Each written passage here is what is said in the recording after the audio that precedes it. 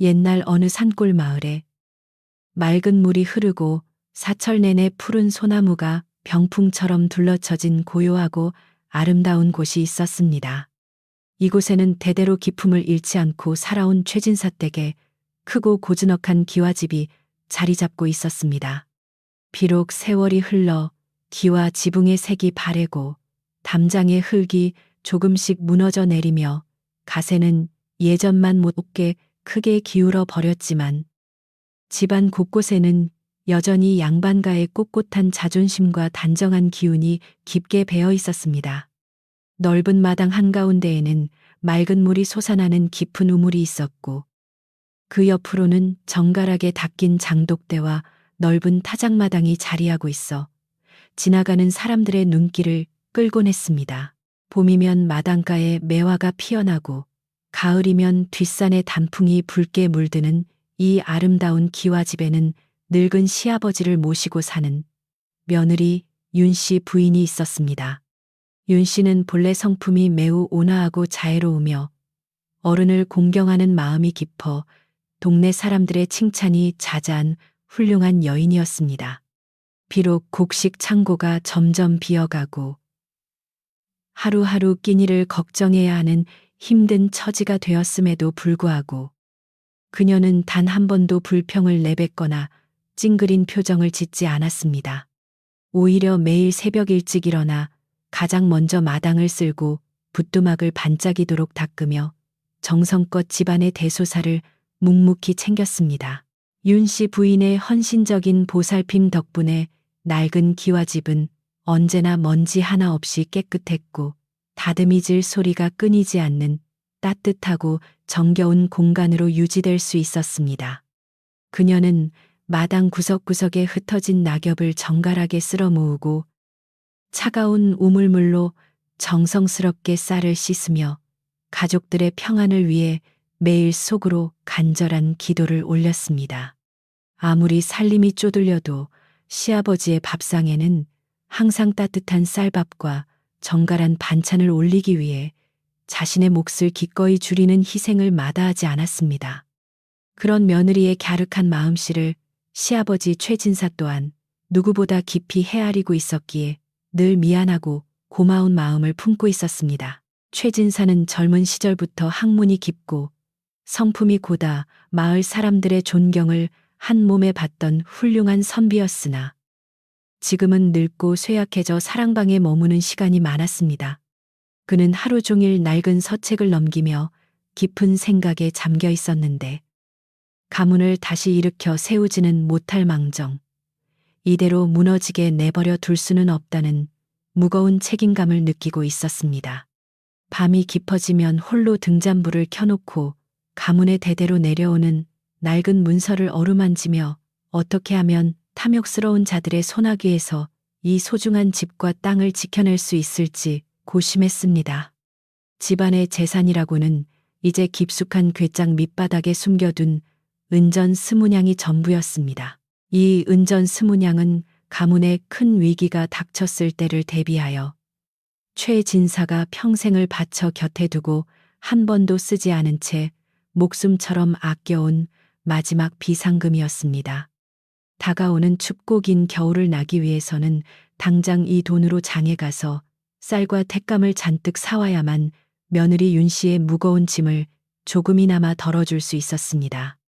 윤 씨 부인 역시 곳간의 바닥이 훤히 드러난 것을 보며 시아버지가 조만간 그 귀한 돈을 꺼내어 양식을 구해오실 것이라고 내심 짐작하며 조용히 안도하고 있었습니다. 끼니 때마다 밥솥을 긁으며 한숨을 삼키던 그녀에게 그 돈은 다가올 혹독한 추위를 이겨낼 유일한 희망의 빛이나 다름없었습니다. 어느 날 아침 맑고 차가운 가을바람이 마당을 스치고 지나갈 때 최진사가 마침내 두루마기를 단정하게 차려입고 평소보다 굳은 표정으로 외출할 채비를 마쳤습니다. 윤 씨 부인은 시아버지가 드디어 장에 가서 겨울을 날 소중한 양식을 구해 오시리라 믿으며 정성껏 끓인 숭늉을 올리고 무사히 다녀오시기를 바라는 마음으로 공손히 허리를 굽혀 배웅했습니다.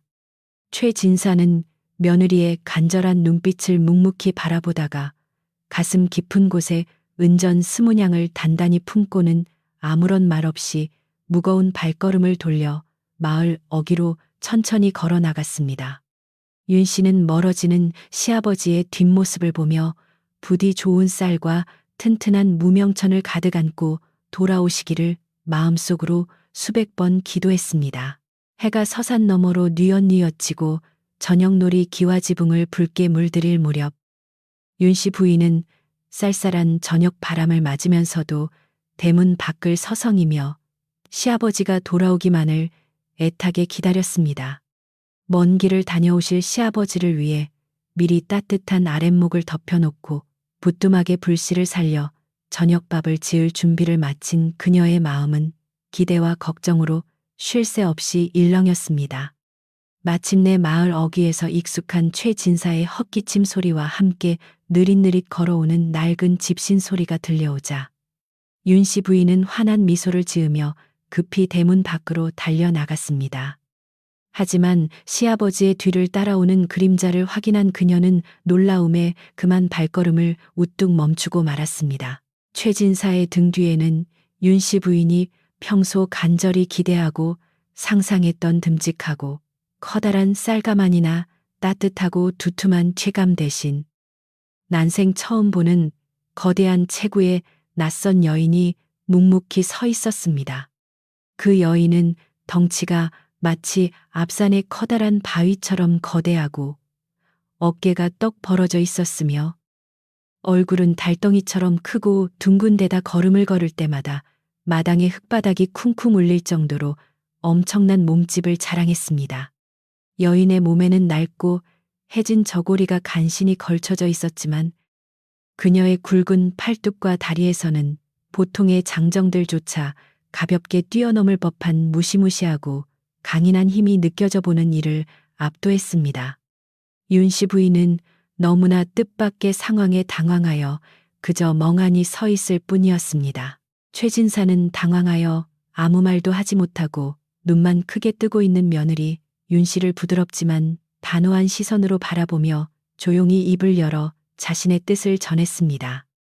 얘야, 내가 장에 가서 가문의 마지막 남은 귀한 돈 은전 20냥을 남김없이 몽땅 주고 이 튼튼한 여종 막순이를 우리 집의 새로운 식구로 사가지고 왔단다.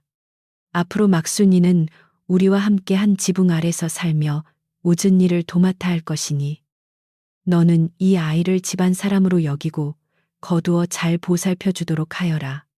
시아버지의 청천벽력 같은 선언에 윤 씨 부인의 가슴은 덜컥 내려앉았지만 그녀는 차마 그 자리에서 불만의 목소리를 낼 수가 없었습니다.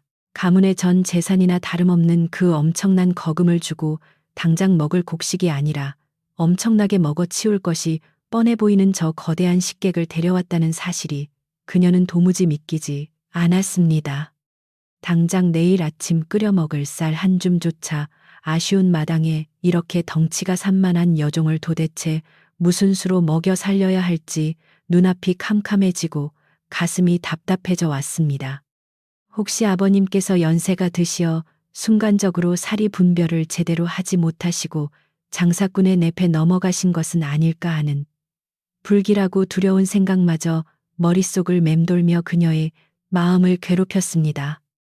그러나 예의 바르고 착한 며느리 윤 씨는 그런 복잡하고 어지러운 속내를 표정으로 전혀 드러내지 않았습니다. 그녀는 서운함과 절망감을 애써 삼키며 자신보다 2배는 더 커 보이는 거구의 낯선 여종 막순을 향해 따뜻하고 온화한 얼굴로 다가가 깊이 고개를 숙이며 인사를 건넸습니다.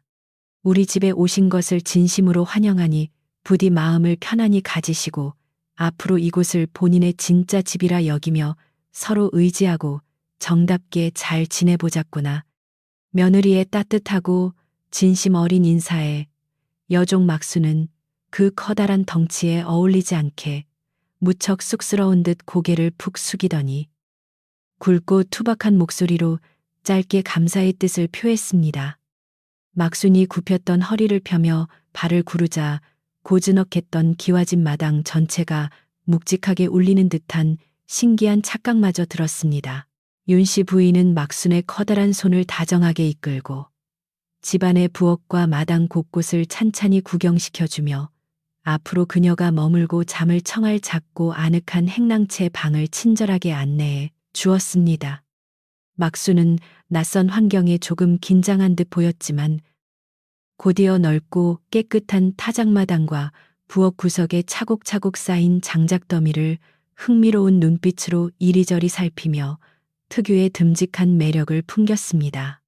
커다란 솥단지를 가볍게 들어올리고 무거운 물동이를 거뜬히 옮기는 막순의 가벼운 몸놀림을 지켜보던 윤 씨 부인은 그제야 아버님께서 이 여종의 남다른 힘을 눈여겨보셨을지도 모른다는 생각을 희미하게나마 품게 되었습니다. 하지만 당장 내일 아침부터 그 거대한 체구에 걸맞게 채워 넣어야 할 엄청난 밥의 양을 생각하면 여전히 깊은 한숨이 새어나왔습니다. 어둠이 짙게 깔리고 저녁 식사 시간이 다가오자 윤 씨 부인은 서둘러 부엌으로 들어가 솥에 불을 지피고 남은 쌀을 박박 긁어 모아 정성껏 저녁밥을 짓기 시작했습니다. 시아버지의 밥상에는 평소대로 하얀 쌀밥을 고봉으로 꾹꾹 눌러 담아 올렸고 새로 온 여종 막순의 커다란 밥그릇에는 자신이 먹을 목까지 아낌없이 덜어 수북하게 보리밥을 쌓아 주었습니다. 윤 씨 부인 본인은 정작 그릇 바닥에 조금 남은 밥 아래 묽은 간장을 비벼 허기를 달래면서도 새로 온 식구가 행여나 첫날부터 배를 데칠까 걱정하는 따뜻한 마음을 보여주었습니다. 그녀는 막순이 앉아있는 부뚜막으로 밥상을 조심스럽게 나르며 많이 차리지는 못했지만 부족하면 언제든 말하라고 자상하게 일러주었습니다. 밥상을 받아든 막순은 고맙다는 인사를 꾸벅하더니 커다란 숟가락을 집어들고 마치 커다란 황소가 여물을 삼키듯이 그 산더미 같은 보리밥을 단숨에 입안으로 밀어넣기 시작했습니다.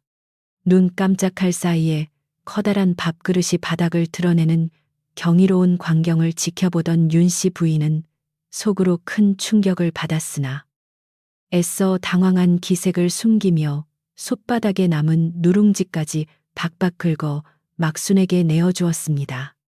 막순은 누룽지마저 순식간에 해치우고 나서야 배가 부른 듯 만족스러운 미소를 지으며 입술을 닦았고 그 모습을 지켜보는 윤 씨 부인의 이마에는 차가운 식은땀이 한 방울 조용히 흘러내렸습니다.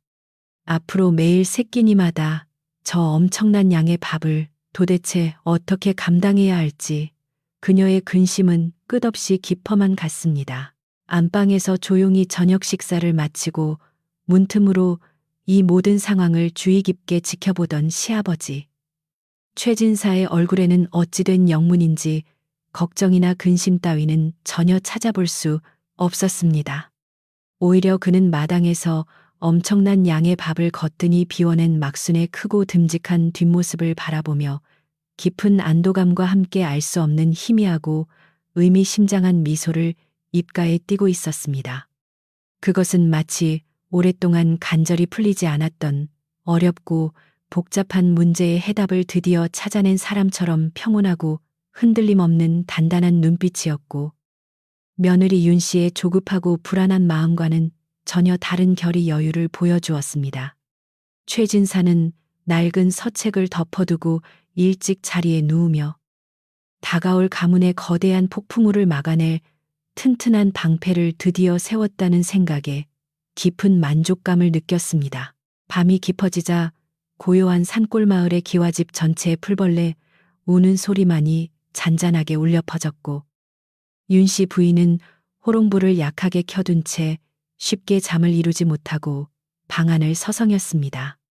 그녀는 곳간에 남은 곡식의 양을 머릿속으로 수없이 계산해 보았지만 막순의 그 무시무시한 식성을 감당하기에는 턱없이 부족하다는 뻔하고 잔혹한 결론만이 머릿속을 차갑게 맴돌 뿐이었습니다. 전 재산 20냥을 허공에 날려버린 것이나 다름없는 이 기막힌 상황 속에서 며느리로서 시아버지의 뜻을 무조건 따라야 한다는 도리와 당장의 현실적인 생계 유지 사이에서 극심한 혼란을 느꼈습니다. 밤하늘에 뜬 차가운 달빛이 창호지를 뚫고 들어와 그녀의 어둡고 무거운 얼굴을 하얗게 비추며 깊어가는 시름을 더욱 선명하게 만들었습니다. 하지만 윤 씨 부인은 이내 마음을 다잡고 깊은 숨을 내쉬며 시아버지이신 최진사께서 여태껏 단 한 번도 집안을 망칠 어리석고 헛된 결정을 내리신 적이 없었다는 사실을 곰곰이 떠올렸습니다.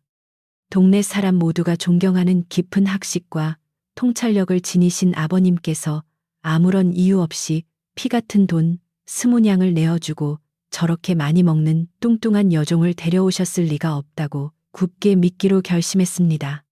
비록 지금 당장은 굶어 죽을 것 같은 두려움이 밀려오지만 분명 저 막순이라는 덩치 큰 여인에게는 우리 가문에 닥친 위기를 구해낼 숨겨진 비밀이나 특별한 능력이 있을 것이라 스스로를 위로했습니다. 그렇게 복잡한 생각들을 억지로 떨쳐내며 윤 씨 부인은 불안한 마음을 안고 차가운 요 위에 누워 억지로 눈을 감고 잠을 청했습니다. 그 시각 행랑채에서는 새로운 여종 막순이가 세상 모르고 깊은 잠에 빠져들어 코를 고는 소리가 마치 숲속의 커다란 호랑이가 으르렁거리는 것처럼 집안 전체에 웅장하게 울려 퍼지고 있었습니다. 그 소리는 너무나 크고 묵직하여 처음에는 낡은 기둥이 무너지는 줄 알고 깜짝 놀랐던 윤 씨 부인도 어느새 그 일정한 박자의 커다란 코골이 소리에 묘하게 익숙해지며 이상한 안도감을 느끼게 되었습니다. 그것은 마치 외부의 어떤 나쁜 악귀나 불청객도 감히 이 고요하고 낡은 기와집의 담장을 함부로 넘어오지 못하게 막아주는 강력하고 듬직한 수호신의 거친 숨소리처럼 들렸기 때문입니다. 막순의 코골이는 밤새도록 기와집 마당을 든든하게 채우며 불안했던 윤 씨 부인의 마음을 조금씩 진정시켜주는 신기한 마법을 부렸습니다. 다음 날 아침, 동틀 무렵의 푸르스름한 새벽 공기가 채 가시기도 전에 마당에서는 빗자루가 바닥을 쓰는 경쾌하고 우렁찬 소리가 기와집의 고요하고 평화로운 아침잠을 힘차게 깨웠습니다. 윤 씨 부인이 깜짝 놀라 밖으로 나가보니 거구의 여종 막순이가 자신의 팔뚝만한 커다란 쌀이 빗자루를 가볍게 쥐고 엄청난 속도와 힘으로 넓은 마당을 구석구석 맹렬하게 쓸고 있었습니다. 그녀가 빗자루를 한 번 휙 휘두를 때마다 마당에 쌓여있던 흙먼지와 수많은 낙엽들이 거센 회오리 바람에 휩쓸린 것처럼 저만치 밖으로 멀리 날아가며 순식간에 깨끗한 바닥을 드러내고 있었습니다. 윤 씨 부인은 평소 자신이라면 반나절은 꼬박 걸렸을 그 고된 노동이 순식간에 끝나는 광경을 바라보며 입을 다물지 못했습니다. 마당 청소를 단숨에 마친 막수는 곧장 뒤뜰에 있는 깊은 우물가로 성큼성큼 걸어가더니 커다란 나무 물동이 2개에 맑고 차가운 물을 가득 채워 양팔에 하나씩 번쩍 들어 올렸습니다. 보통 남자들조차 낑낑대며 겨우 하나를 나르는 그 무거운 물동이를 막수는 마치 빈 바구니를 들고 가듯 가벼운 발걸음으로 부엌까지 물방울 하나 흘리지 않고 단숨에 옮겨 붓두막을 가득 채웠습니다. 그녀의 엄청나고 압도적인 괴력 앞에서 윤 씨 부인은 두려움을 넘어 묘한 경이로움마저 느끼며 아버님께서 훌륭한 일꾼을 데려오신 것만큼은 틀림없는 사실이라는 점을 깊이 인정할 수밖에 없었습니다. 비록 먹어치우는 밥의 양은 상상을 초월하지만 그녀가 뿜어내는 기운찬 에너지는 쇠락해가던 집안에 묘한 활기를 불어넣고 있었습니다. 아침 식사를 마친 최 진사는 사랑방 문을 활짝 열어젖히고 마당 한가운데서 마치 든든한 바위산처럼 버티고 서서 장작을 무더기로 패고 있는 여종 막순을 향해 넉넉하고 인자한 웃음을 지어 보였습니다. 그는 며느리 윤 씨를 조용히 곁으로 불러 앉히며 당장 곡식이 줄어드는 것을 너무 아까워하거나 두려워하지 말고 막순이가 먹고 싶어 하는 만큼 마음껏 배불리 먹이도록 각별히 신경 쓰라고 다시 한번 당부했습니다. 윤 씨는 여전히 속이 타들어가는 듯한 심정이었으나 시아버지의 확고한 뜻에 고개를 숙이며 오늘부터는 남은 무명천을 내다 팔아서라도 막순이의 엄청난 식대를 충당해야겠다고 굳게 다짐했습니다.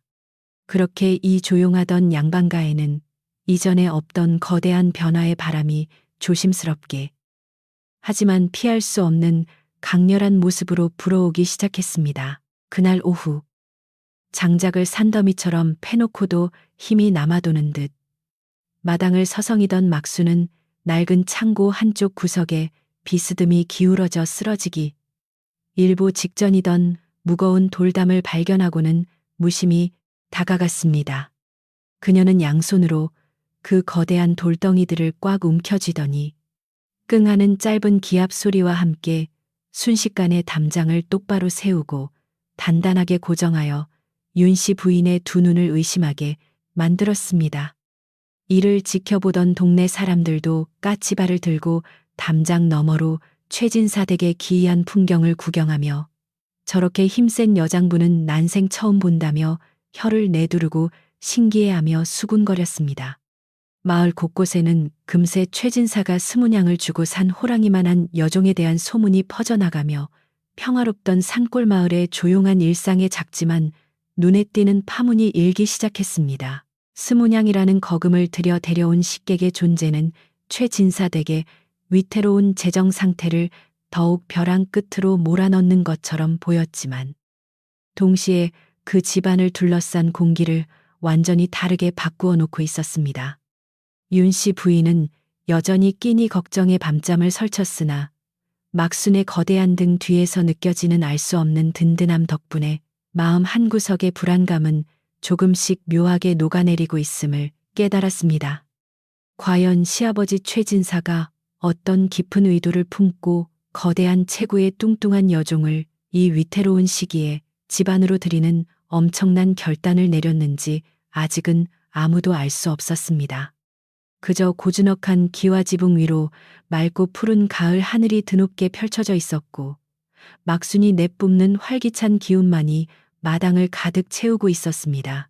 어느덧 해가 지고 또다시 기와집에 어둠이 찾아오자 윤 씨 부인은 전날보다 조금 더 익숙해진 솜씨로 커다란 가마솥에 불을 지피고 막순을 위한 엄청난 양의 저녁밥을 짓기 시작했습니다.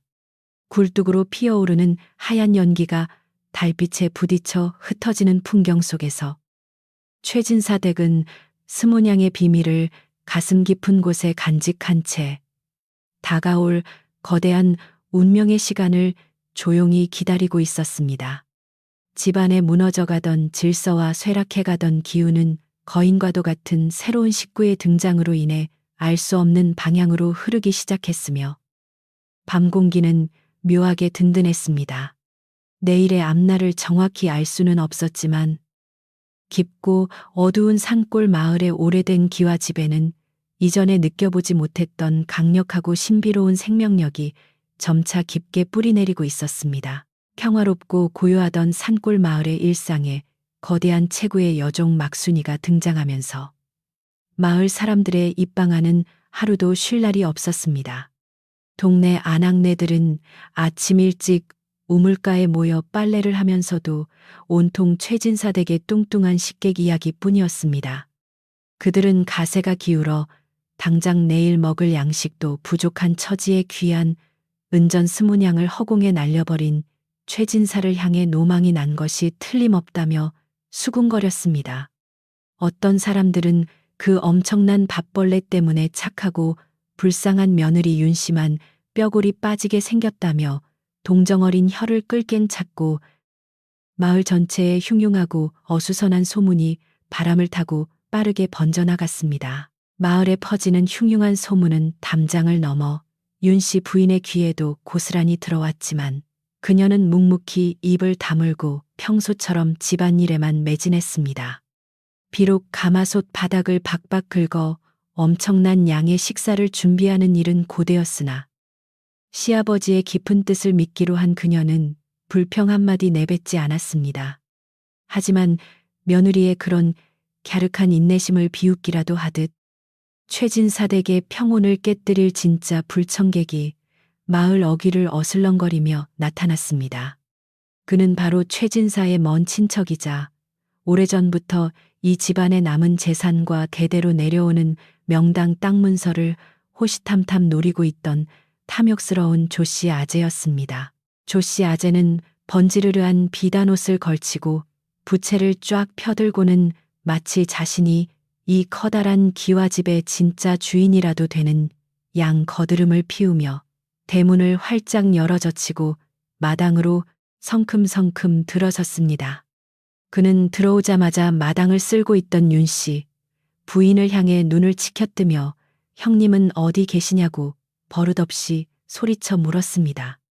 윤 씨 부인은 몹시 불쾌하고 당황스러웠으나 양반가의 예법을 지켜 억지로 미소를 지으며 아버님께서는 지금 사랑방에서 서책을 읽고 계신다고 공손하게 대답했습니다.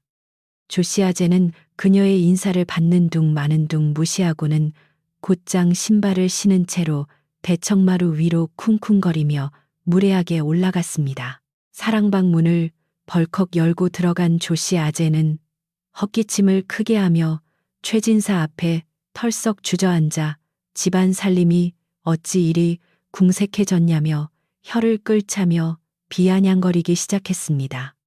그는 속으로는 깊숙한 곳에 숨겨져 있을 가문의 소중한 명당 땅 문서를 어떻게 빼앗을지 흑심을 품고 있었지만 겉으로는 친척 형님을 걱정하는 척 위선을 떨었습니다.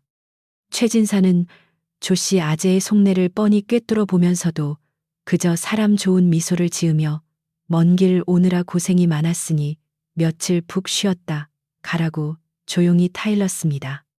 그 말에 기세가 등등해진 조씨 아재는 아예 보찜을 풀고 안방 건너편 방에 뻔뻔하게 자리를 잡고 누워버렸습니다. 그날부터 조씨 아재는 마치 상전이라도 된 것처럼 온종일 집안을 돌아다니며 이것저것 꼬투리를 잡고 며느리 윤 씨를 무던히도 괴롭히기 시작했습니다. 그는 아침부터 밥상이 부실하다며 고기를 내오라고 소리를 지르고 저녁에는 술상을 차려오라며 하루 종일 힘겹게 일하는 윤 씨 부인에게 쉴 틈조차 주지 않았습니다. 시아버지의 손님이라 차마 내색도 못하고 꾹꾹 참으며 상을 차려 나르는 윤 씨 부인의 얼굴에는 피곤함과 수심이 날이 갈수록 깊어졌습니다. 조 씨 아재는 그런 윤 씨 부인을 보면서도 미안해하기는커녕 오히려 집안의 곳간 열쇠를 자신에게 맡기라며 억지를 부리고 호통을 치기 일쑤였습니다. 그러던 어느 날 마루에 걸터앉아 곰방대를 뻐끔거리던 조씨 아재의 눈에 마당 한 구석에서 산더미 같은 밥을 푹푹 퍼먹고 있는 거구의 여종 막순이가 들어왔습니다. 그는 막순의 거대한 덩치와 무시무시한 식탐을 보고는 깜짝 놀라 눈을 동그랗게 뜨더니 이내 배를 잡고 껄껄 웃으며 조롱하기 시작했습니다. 아니, 형님은 대체 무슨 생각으로 저렇게 미련하고 뚱뚱한 밥벌레를 거금 20냥이나 주고 사오셨단 말인가. 집안을 아주 통째로 거덜낼 작정이신가 보다고 큰 소리로 비웃었습니다. 조씨 아재의 모욕적인 언사에도 막수는 전혀 아랑곳하지 않고 그저 묵묵히 제 몫의 엄청난 밥그릇을 비우는 데만 열중하고 있었습니다. 조씨 아재는 묵묵부답인 막순을 향해 삿대질을 해대며 저렇게 둔에 빠진 년이 무슨 일을 하겠냐며 빨리 장에 내다 팔아버리라고 최진사를 향해 목청을 높였습니다. 하지만 최진사는 조씨 아재의 오만한 참견에도 묵묵히 찻잔만 기울일 뿐 막순이를 탓하거나 자신의 결정을 후회하는 기색은 전혀 보이지 않았습니다. 오히려 최진사의 입가에는 조씨 아재의 얕은 수를 비웃기라도 하듯 알 수 없는 은은한 미소가 스쳐 지나갔고 이는 조씨 아재의 심기를 더욱 불편하게 만들었습니다. 막수는 밥을 다 먹고 나자 커다란 트림을 한 번 시원하게 내뱉고는 빈 그릇을 들고 쿵쿵거리며 부엌으로 사라졌고 조씨 아재는 인상을 찌푸렸습니다. 조씨 아재는 최진사가 사랑방에 틀어박혀 나오지 않고 윤씨 부인이 부엌에서 일하느라 정신이 없는 틈을 타서 몰래 집안 곳곳을 쥐새끼처럼 염탐하기 시작했습니다. 그는 대대로 내려오는 귀한 땅 문서가 안채의 깊숙한 다락이나 낡은 괴짝 안에 숨겨져 있을 것이라 확신하고 호시탐탐 안방을 뒤질 기회만 엿보았습니다. 윤씨 부인은 문지방을 넘나들며 번들거리는 눈빛으로 집안을 훑어보는 조씨. 아재의 시선을 느낄 때마다 등골이 오싹해지는 불길한 예감에 사로잡혀 불안에 떨었습니다. 그녀는 밤낮으로 안채 문을 단단히 걸어 잠그고 혹시라도 시아버지가 평생 지켜온 가문의 보물이 탐욕스러운 친척의 손에 넘어갈까봐 전전긍긍하며 집안을 지켰습니다. 그러던 어느 늦은 오후, 오랫동안 이웃에 살며 윤씨 부인을 친딸처럼 아껴주던 지혜로운 늙은 할머니 채를 빌리러 최진사 댁의 살인문을 조심스럽게 밀고 들어왔습니다. 마당 한쪽에서 빨래를 널고 있던 윤씨 부인은 반가운 마음에 달려나가 늙은 할멈을 맞이하며 따뜻한 숭늉 한 그릇을 정성껏 대접했습니다. 늙은 할멈은 숭늉을 들이켜면서도 불안한 눈빛으로 건너방 쪽을 힐끗거리더니 윤씨 부인의 손을 덥석 잡고는 주름진 얼굴을 가까이 들이밀며 낮은 목소리로 속삭이기 시작했습니다. 할멈의 목소리에는 평소의 다정함과는 다른 깊은 걱정과 경고의 울림이 담겨 있어 윤씨 부인의 가슴을 덜컥 내려앉게 만들었습니다. 아가야, 내 밖에서 떠도는 흉흉한 소문도 듣고 저 건너방에 죽치고 앉은 조씨 양반의 관상도 보았는데 영 찜찜하고 불길한 기운이 가득하구나 하고 늙은 할멈이 신중하게 입을 열었습니다. 저 양반의 눈빛에는 남의 것을 탐내는 시꺼먼 탐욕의 뱀이 셀리를 틀고 있으니 너는 절대로 경계를 늦추지 말고 집안의 깊은 곳을 철통같이 잘 지켜야만 한다고 단단히 일렀습니다. 특히 시아버님께서 귀하게 여기시는 물건이 있다면 절대로 저자의 눈에 띄게 해서는 안 되며 밤에는 문단속을 더욱 철저히 하라는 뼈 있는 조언을 남겼습니다. 윤씨 부인은 할멈의 경고를 듣고는 그동안 자신이 막연하게 느끼던 불안감이 결코 착각이 아니었음을 깨닫고 등줄기를 타고 식은땀이 흐르는 것을 느꼈습니다. 늙은 할멈은 돌아가기 전 마당 귀퉁이에서 무거운 맷돌을 깃털처럼 가볍게 돌리고 있는 거구에 여종 막순이를 턱짓으로 가리키며 묘한 미소를 지어 보였습니다. 너희 시아버님은 예전부터 생각이 깊고 해안이 밝으신 분이니 저렇게 힘센 장사를 집에 들이신 데에는 필시 까닭이 있을 터. 너무 걱정만 하지 말고 저 아이를 잘 다독여 내 편으로 만들어 두라고 덧붙였습니다. 늙은 할멈이 떠난 후 윤씨 부인은 마당에서 묵묵히 맷돌을 돌리는 막순의 거대하고 듬직한 뒷모습을 한참 동안 물끄러미 바라보며 깊은 상념에 잠겼습니다. 비록 매끼 엄청난 쌀독을 비워내는 무서운 식객이지만 이 위태로운 집안을 지켜줄 유일한 방패가 될지도 모른다는 한 가닥 희망이 피어오르기 시작했습니다. 한편 조씨 아재는 며칠이 지나도 꼬투리를 잡을 만한 허점이나 명당 땅 문서의 행방을 찾지 못하자 점점 더 조급해지고 성격이 포악해지기 시작했습니다. 그는 마당을 지나가는 막순을 발로 툭툭 건드리며 어이구 이 미련한 곰탱이 같은 년. 밥만 축내지 말고 당장 산에 가서 나무라도 해오지 못할까 하며 온갖 구박과 행패를 일삼았습니다. 하지만 막순은 조씨 아재가 발길질을 하든 욕설을 퍼붓든 전혀 동요하지 않고 마치 커다란 바위 덩어리처럼 그 자리에 묵묵히 서서 소처럼 커다란 눈망울만 끔벅거릴 뿐이었습니다. 오히려 조씨 아재가 분을 이기지 못하고 막순의 단단한 장단지를 걷어찼다가 자신의 발가락만 퉁퉁 부어오르는 굴욕을 맛보고는 방방 뛰며 화를 냈습니다. 조씨 아재는 막순이 자신을 무시한다고 여겨 화가 머리끝까지 치밀어 올랐고 그녀를 쫓아내지 않는 최진사마저 원망하며 노골적으로 앙심을 품게 되었습니다. 그는 혼자 방에 틀어박혀 밤늦도록 호롱불을 켜놓고 턱을 뗀 채로 어떻게 하면 저 눈의 가시 같은 여종을 내쫓고 이 크고 번듯한 기와집과 탐나는 땅 문서를 통째로 삼킬 수 있을지 악랄한 흉계를 꾸미기 시작했습니다. 아무도 모르게 마을 밖의 질 나쁜 왈패들과 결탁하여 최진사에게 가짜 빚을 덮어 씌운 뒤 집을 빼앗을 무서운 계획을 마음속으로 차근차근 세워나갔습니다. 겉으로는 양반 행세를 하면서도 속으로는 강도나 다름없는 비열한 욕망을 불태우며 기와집의 평화로운 밤 공기를 검게 물들이고 있었습니다. 조씨 아재의 그런 사악한 속내를 알리 없는 윤씨 부인은 늙은 할멈의 충고를 가슴 깊이 새기며 매일 밤 잠을 줄여가며 집안을 샅샅이 순찰하기 시작했습니다. 덜컹거리는 문고리를 다시 한번 묶고 곳간 자물쇠가 잘 채워져 있는지 손으로 직접 확인하며 다가올지 모르는 불길한 재앙에 대비해 온몸의 신경을 곤두세웠습니다. 피곤함에 지쳐 쓰러질 것 같은 순간에도 가문을 지키려는 며느리의 강한 책임감이 그녀를 버티게 했고 그녀의 곁에는 항상 일정한 박자로 커다란 코를 고는 막순이가 무거운 바위처럼 자리를 지키고 있었습니다.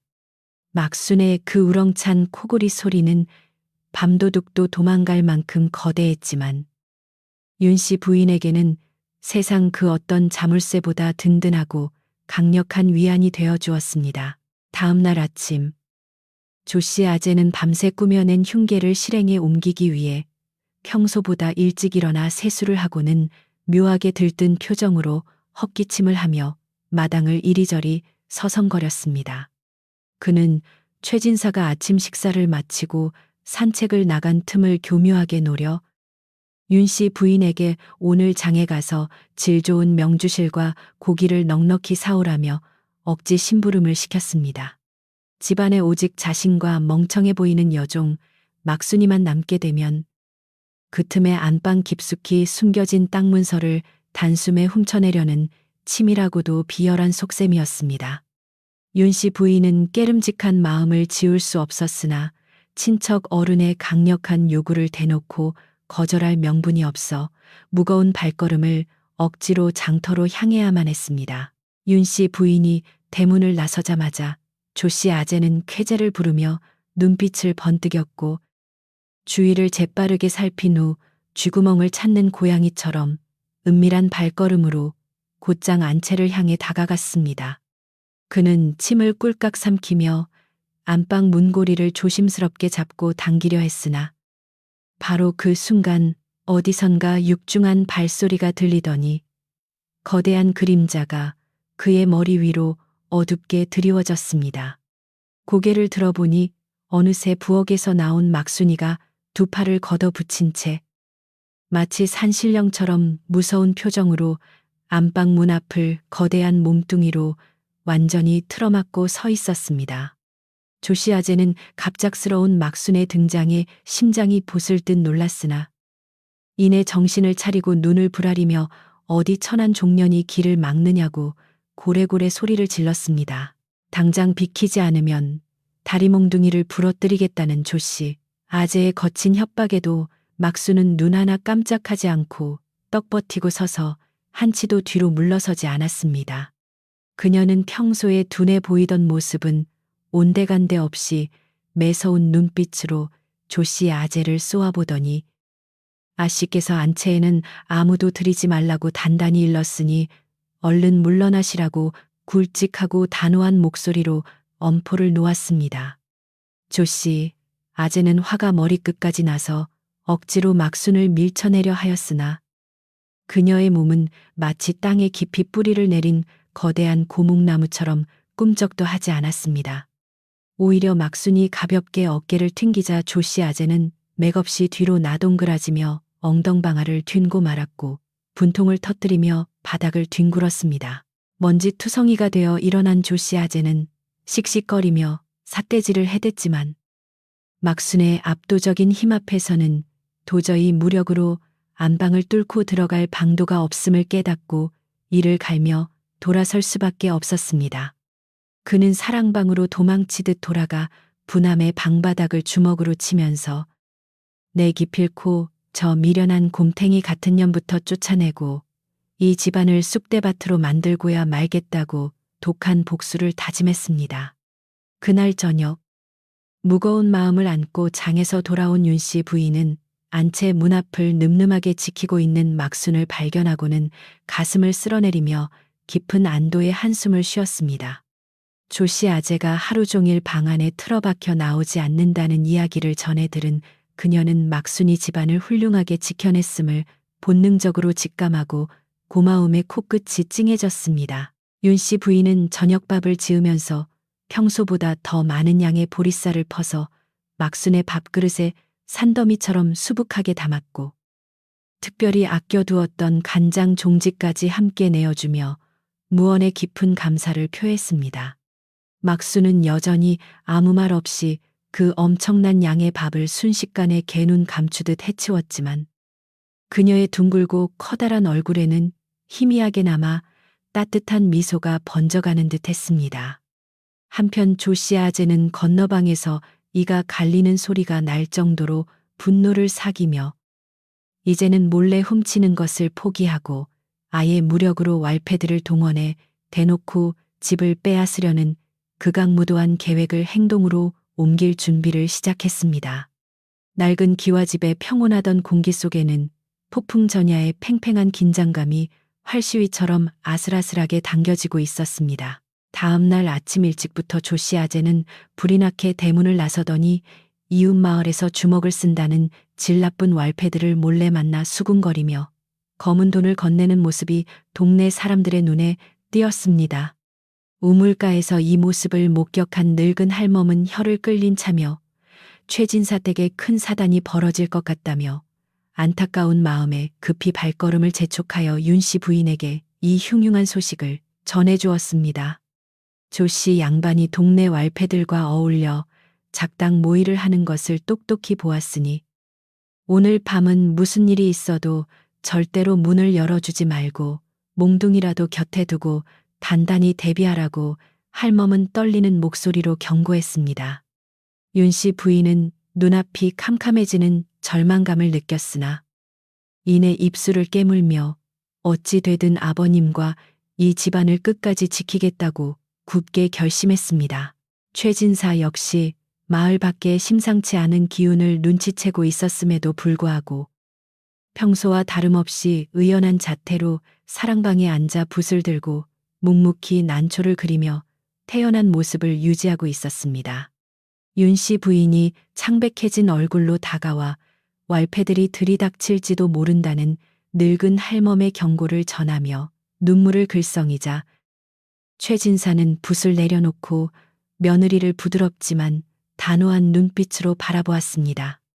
얘야, 어둠이 짙어질수록 새벽이 가까워지는 법이니 너무 두려워하지 말고 오늘 밤은 저 막순이를 믿고 안방문을 단단히 걸어 잠근 채 조용히 기다리라고 알 수 없는 위로의 말을 건넸습니다. 시아버지의 그 태연자로한 모습과 흔들림 없는 확신에 찬 목소리는 윤 씨 부인의 요동치던 마음을 묘하게 진정시키는 든든한 힘이 있었습니다. 해가 저물고 사방에 짙은 어둠이 깔리자 최진사 댁은 쥐 죽은 듯이 고요해졌지만 그 침묵 속에는 터지기 일보 직전의 화약고 같은 매서운 긴장감이 팽팽하게 감돌고 있었습니다. 윤 씨 부인은 덜덜 떨리는 손으로 안채의 문고리를 겹겹이 동여매고 부직갱이를 움켜쥔 채 숨죽여 밖을 살폈고 마당 한가운데에는 밥을 산더미처럼 먹어치운 막순이가 커다란 장승처럼 버티고 서 있었습니다. 조 씨 아재는 어둠을 틈타 대문 밖에서 왈패들과 은밀히 신호를 주고받으며 오늘 밤 기필코 이 낡은 기와집의 주인을 바꾸고 눈엣 가시 같은 여종을 쫓아내리라 도끼를 품고 숨을 죽였습니다. 밤하늘을 가리던 먹구름이 서서히 걷히고 차가운 달빛이 마당을 비추자 드디어 밖에서 거칠게 대문을 걷어차는 둔탁하고 위협적인 소리가 정막을 깨고 요란하게 울려 퍼졌습니다. 쾅쾅거리는 끔찍한 소리와 함께 문을 열라는 거친 사내들의 고함이 밤 공기를 찢으며 들려오자 윤 씨 부인은 공포에 질려 두 눈을 질끈 감고 다가올 끔찍한 재앙에 몸을 떨었습니다. 왈패들은 조 씨 아재가 미리 열어둔 대문 빗장을 단숨에 부수고 횃불을 든 채 험악한 기세로 마당으로 쏟아져 들어와 최 진사가 빚을 갚지 않아 이 집을 몰수하러 왔다는 거짓 명분을 떠벌렸습니다. 조 씨 아재는 왈패들의 뒤에 숨어 비열하게 웃으며 늙은 형님은 당장 방에서 나와 집문서를 넘기고 이 미련한 종년과 함께 길거리로 당장 꺼지라고 기고만장하게 소리를 질러댔습니다. 마을 사람들은 횃불 소리에 놀라 잠에서 깨어 담장 너머로 숨죽여 이 기막힌 상황을 지켜보며 안타까움에 발만 동동 굴렀습니다. 사나운 왈패들이 당장이라도 안채로 쳐들어갈 듯 위협적으로 몽둥이를 휘두르며 다가오는 일촉즉발의 위기 상황에서도 마당 한가운데 버티고 선 막수는 전혀 물러설 기색 없이 태산처럼 자리를 지켰습니다. 그녀는 왈패들의 불길한 횃불 앞에서도 두려워하기는커녕 굵은 팔뚝을 이리저리 돌리며 가볍게 몸을 풀더니 당장 이 더러운 발길을 돌리지 않으면 뼈도 못 추릴 줄 알라며 사자처럼 우렁차게 포효했습니다. 막순의 그 무시무시하고 쩌렁쩌렁한 기합 소리는 기와집 담장을 넘어 마을 전체를 쩌렁쩌렁 울렸고 험악하게 다가오던 왈패들마저 순간 움찔하며 뒤로 주춤거릴 정도로 엄청난 위압감을 뿜어냈습니다. 달빛을 받아 번뜩이는 막순의 두 눈은 이제 단순한 여종이 아니라 이 가문을 지키기 위해 강림한 무적의 수호신처럼 매섭게 빛나고 있었습니다. 그 순간 굳게 닫혀있던 사랑방 문이 활짝 열리며 최진사가 평소 입던 단정한 도포 자락을 휘날리며 위엄있고 당당한 걸음걸이로 마당 한가운데로 천천히 걸어 나왔습니다. 그는 몽둥이를 들고 서 있는 왈패들과 잔뜩 독이 오른 조씨 아재를 향해 조금의 두려움도 없는 서늘한 눈빛을 던지며 하늘이 두렵지 않은 탐욕스러운 자들의 말로가 어찌 되는지 똑똑히 보여주겠다고 일갈했습니다. 이 고요한 밤, 낡은 기와집 마당에서 벌어지는 거대한 탐욕과 굳건한 신의 처절한 대립은 마침내 그 정점을 향해 치달으며 숨막히는 긴장감을 만들어내고 있었습니다. 그리고 그 폭풍의 한가운데에는 거금 스무냥의 비밀을 간직한 채 태산처럼 든든하게 버티고 선거구의 여종 막순이가 최진사의 곁을 지키며 굳건하게 서 있었습니다.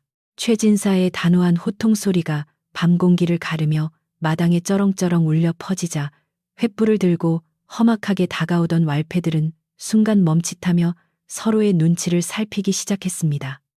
그들은 그저 탐욕스러운 조씨 아재에게 푼돈을 받고 억지 행패를 부리러 온 동네 불량배들에 불과했기에 진정한 양반의 기고를 내뿜는 최진사의 위엄 앞에서는 본능적인 두려움을 느낄 수밖에 없었습니다. 그러나 왈패들의 뒤에 비겁하게 숨어있던 조씨 아재는 이대로 물러설 수 없다는 듯 악에 바친 목소리로 저 늙은이가 미쳐서 헛소리를 짓거리는 것이니 당장 끌어내라고 소리치며 무리들을 다시 거칠게 부추겼습니다. 조씨 아재는 품속에서 누렇게 바랜 종이 한 장을 거칠게 꺼내어 허공에 마구 흔들어대며 이것이 바로 형님이 내게 빌려간 돈을 갚지 못해 집문서를 넘기겠다고 약조한 빈문서라고 큰 소리로 뻔뻔하게 거짓말을 늘어놓았습니다. 그는 당장 안방을 뒤져 진짜 명당 땅 문서를 찾아내 이 집을 온전히 자신의 차지로 만들겠다는 검고 추악한 속내를 더 이상 숨기지 않고 흉악한 이빨을 고스란히 드러냈습니다. 마당 한 구석에서 숨을 죽이고 지켜보던 며느리 윤 씨 부인은 그 말도 안 되는 억지 주장에 기가 막혀 가슴을 치며 분통을 터뜨렸지만 험악한 왈패들의 기세에 밀려 차마 앞으로 나서지 못하고 발만 동동 굴렀습니다. 담장 너머로 까치발을 들고 횃불 불빛 아래의 상황을 불안하게 엿보던 동네 사람들도 조씨 아재가 꺼내 든 수상한 문서 이야기를 듣고는 저마다 혀를 끌차며 수군거리기 시작했습니다. 평생을 곧고 청렴하게 살아오신 최진사 어르신께서 친척에게 거액의 빚을 지고 집문서까지 넘길 약조를 하셨을 리가 만무하다며 모두가 조씨 아재의 비열한 거짓말을 의심하고 비난하는 목소리를 높였습니다. 하지만 몽둥이를 치켜들고 험악한 인상을 찌푸리는 왈패들의 무자비한 위협 앞에서는 선량한 마을 사람들조차 함부로 나서서 최진사를 적극적으로 돕지 못한 채 안타까운 숨죽임만 이어갈 뿐이었습니다. 최진사는 조씨 아재가 들이미는 가짜 빈 문서를 향해 천천히 걸음을 옮기더니 전혀 흔들림 없는 평온한 표정으로 그 종이를 건네받아 달빛 아래서 찬찬히 살펴보기 시작했습니다. 그는 종이의 재질과 먹물의 번짐을 예리한 눈초리로 훑어보고는 문서 끝에 찍힌 붉은 지장을 가리키며 이것은 내 손가락의 무늬가 아니라 내 놈이 시장통에서 굴러다니는 이름 모를 시정잡배의 손을 빌려 억지로 찍어낸 가짜가 틀림없다고 서늘하게 꾸짖었습니다. 최진사의 날카로운 지적에 조씨 아재의 얼굴은 순간 당황한 기색이 역력하게 스쳤으나 그는 이내 표정을 굳히며 억지를 부려 끝까지 우기기로 작정한 듯 핏대를 세우며 고함을 질렀습니다. 형님이 늙고 망령이 들어 본인이 찍은 지장조차 알아보지 못하고 생떼를 쓰신다면 나도 더 이상 친척의 예의를 지킬 필요가 없다며 조씨 아재는 왈패들에게 당장 늙은이를 끌어내고 안채를 부수라고 악랄하게 명령했습니다.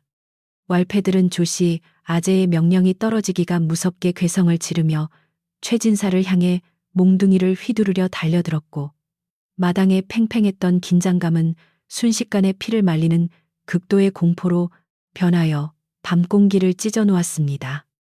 윤씨 부인은 찢어지는 비명을 지르며 시아버지를 보호하기 위해 필사적으로 몸을 날리려 했지만 그보다 훨씬 더 빠르고 거대한 그림자가 왈패들의 앞을 가로막으며 산처럼 우뚝 섰으니 바로 여종 막순이었습니다.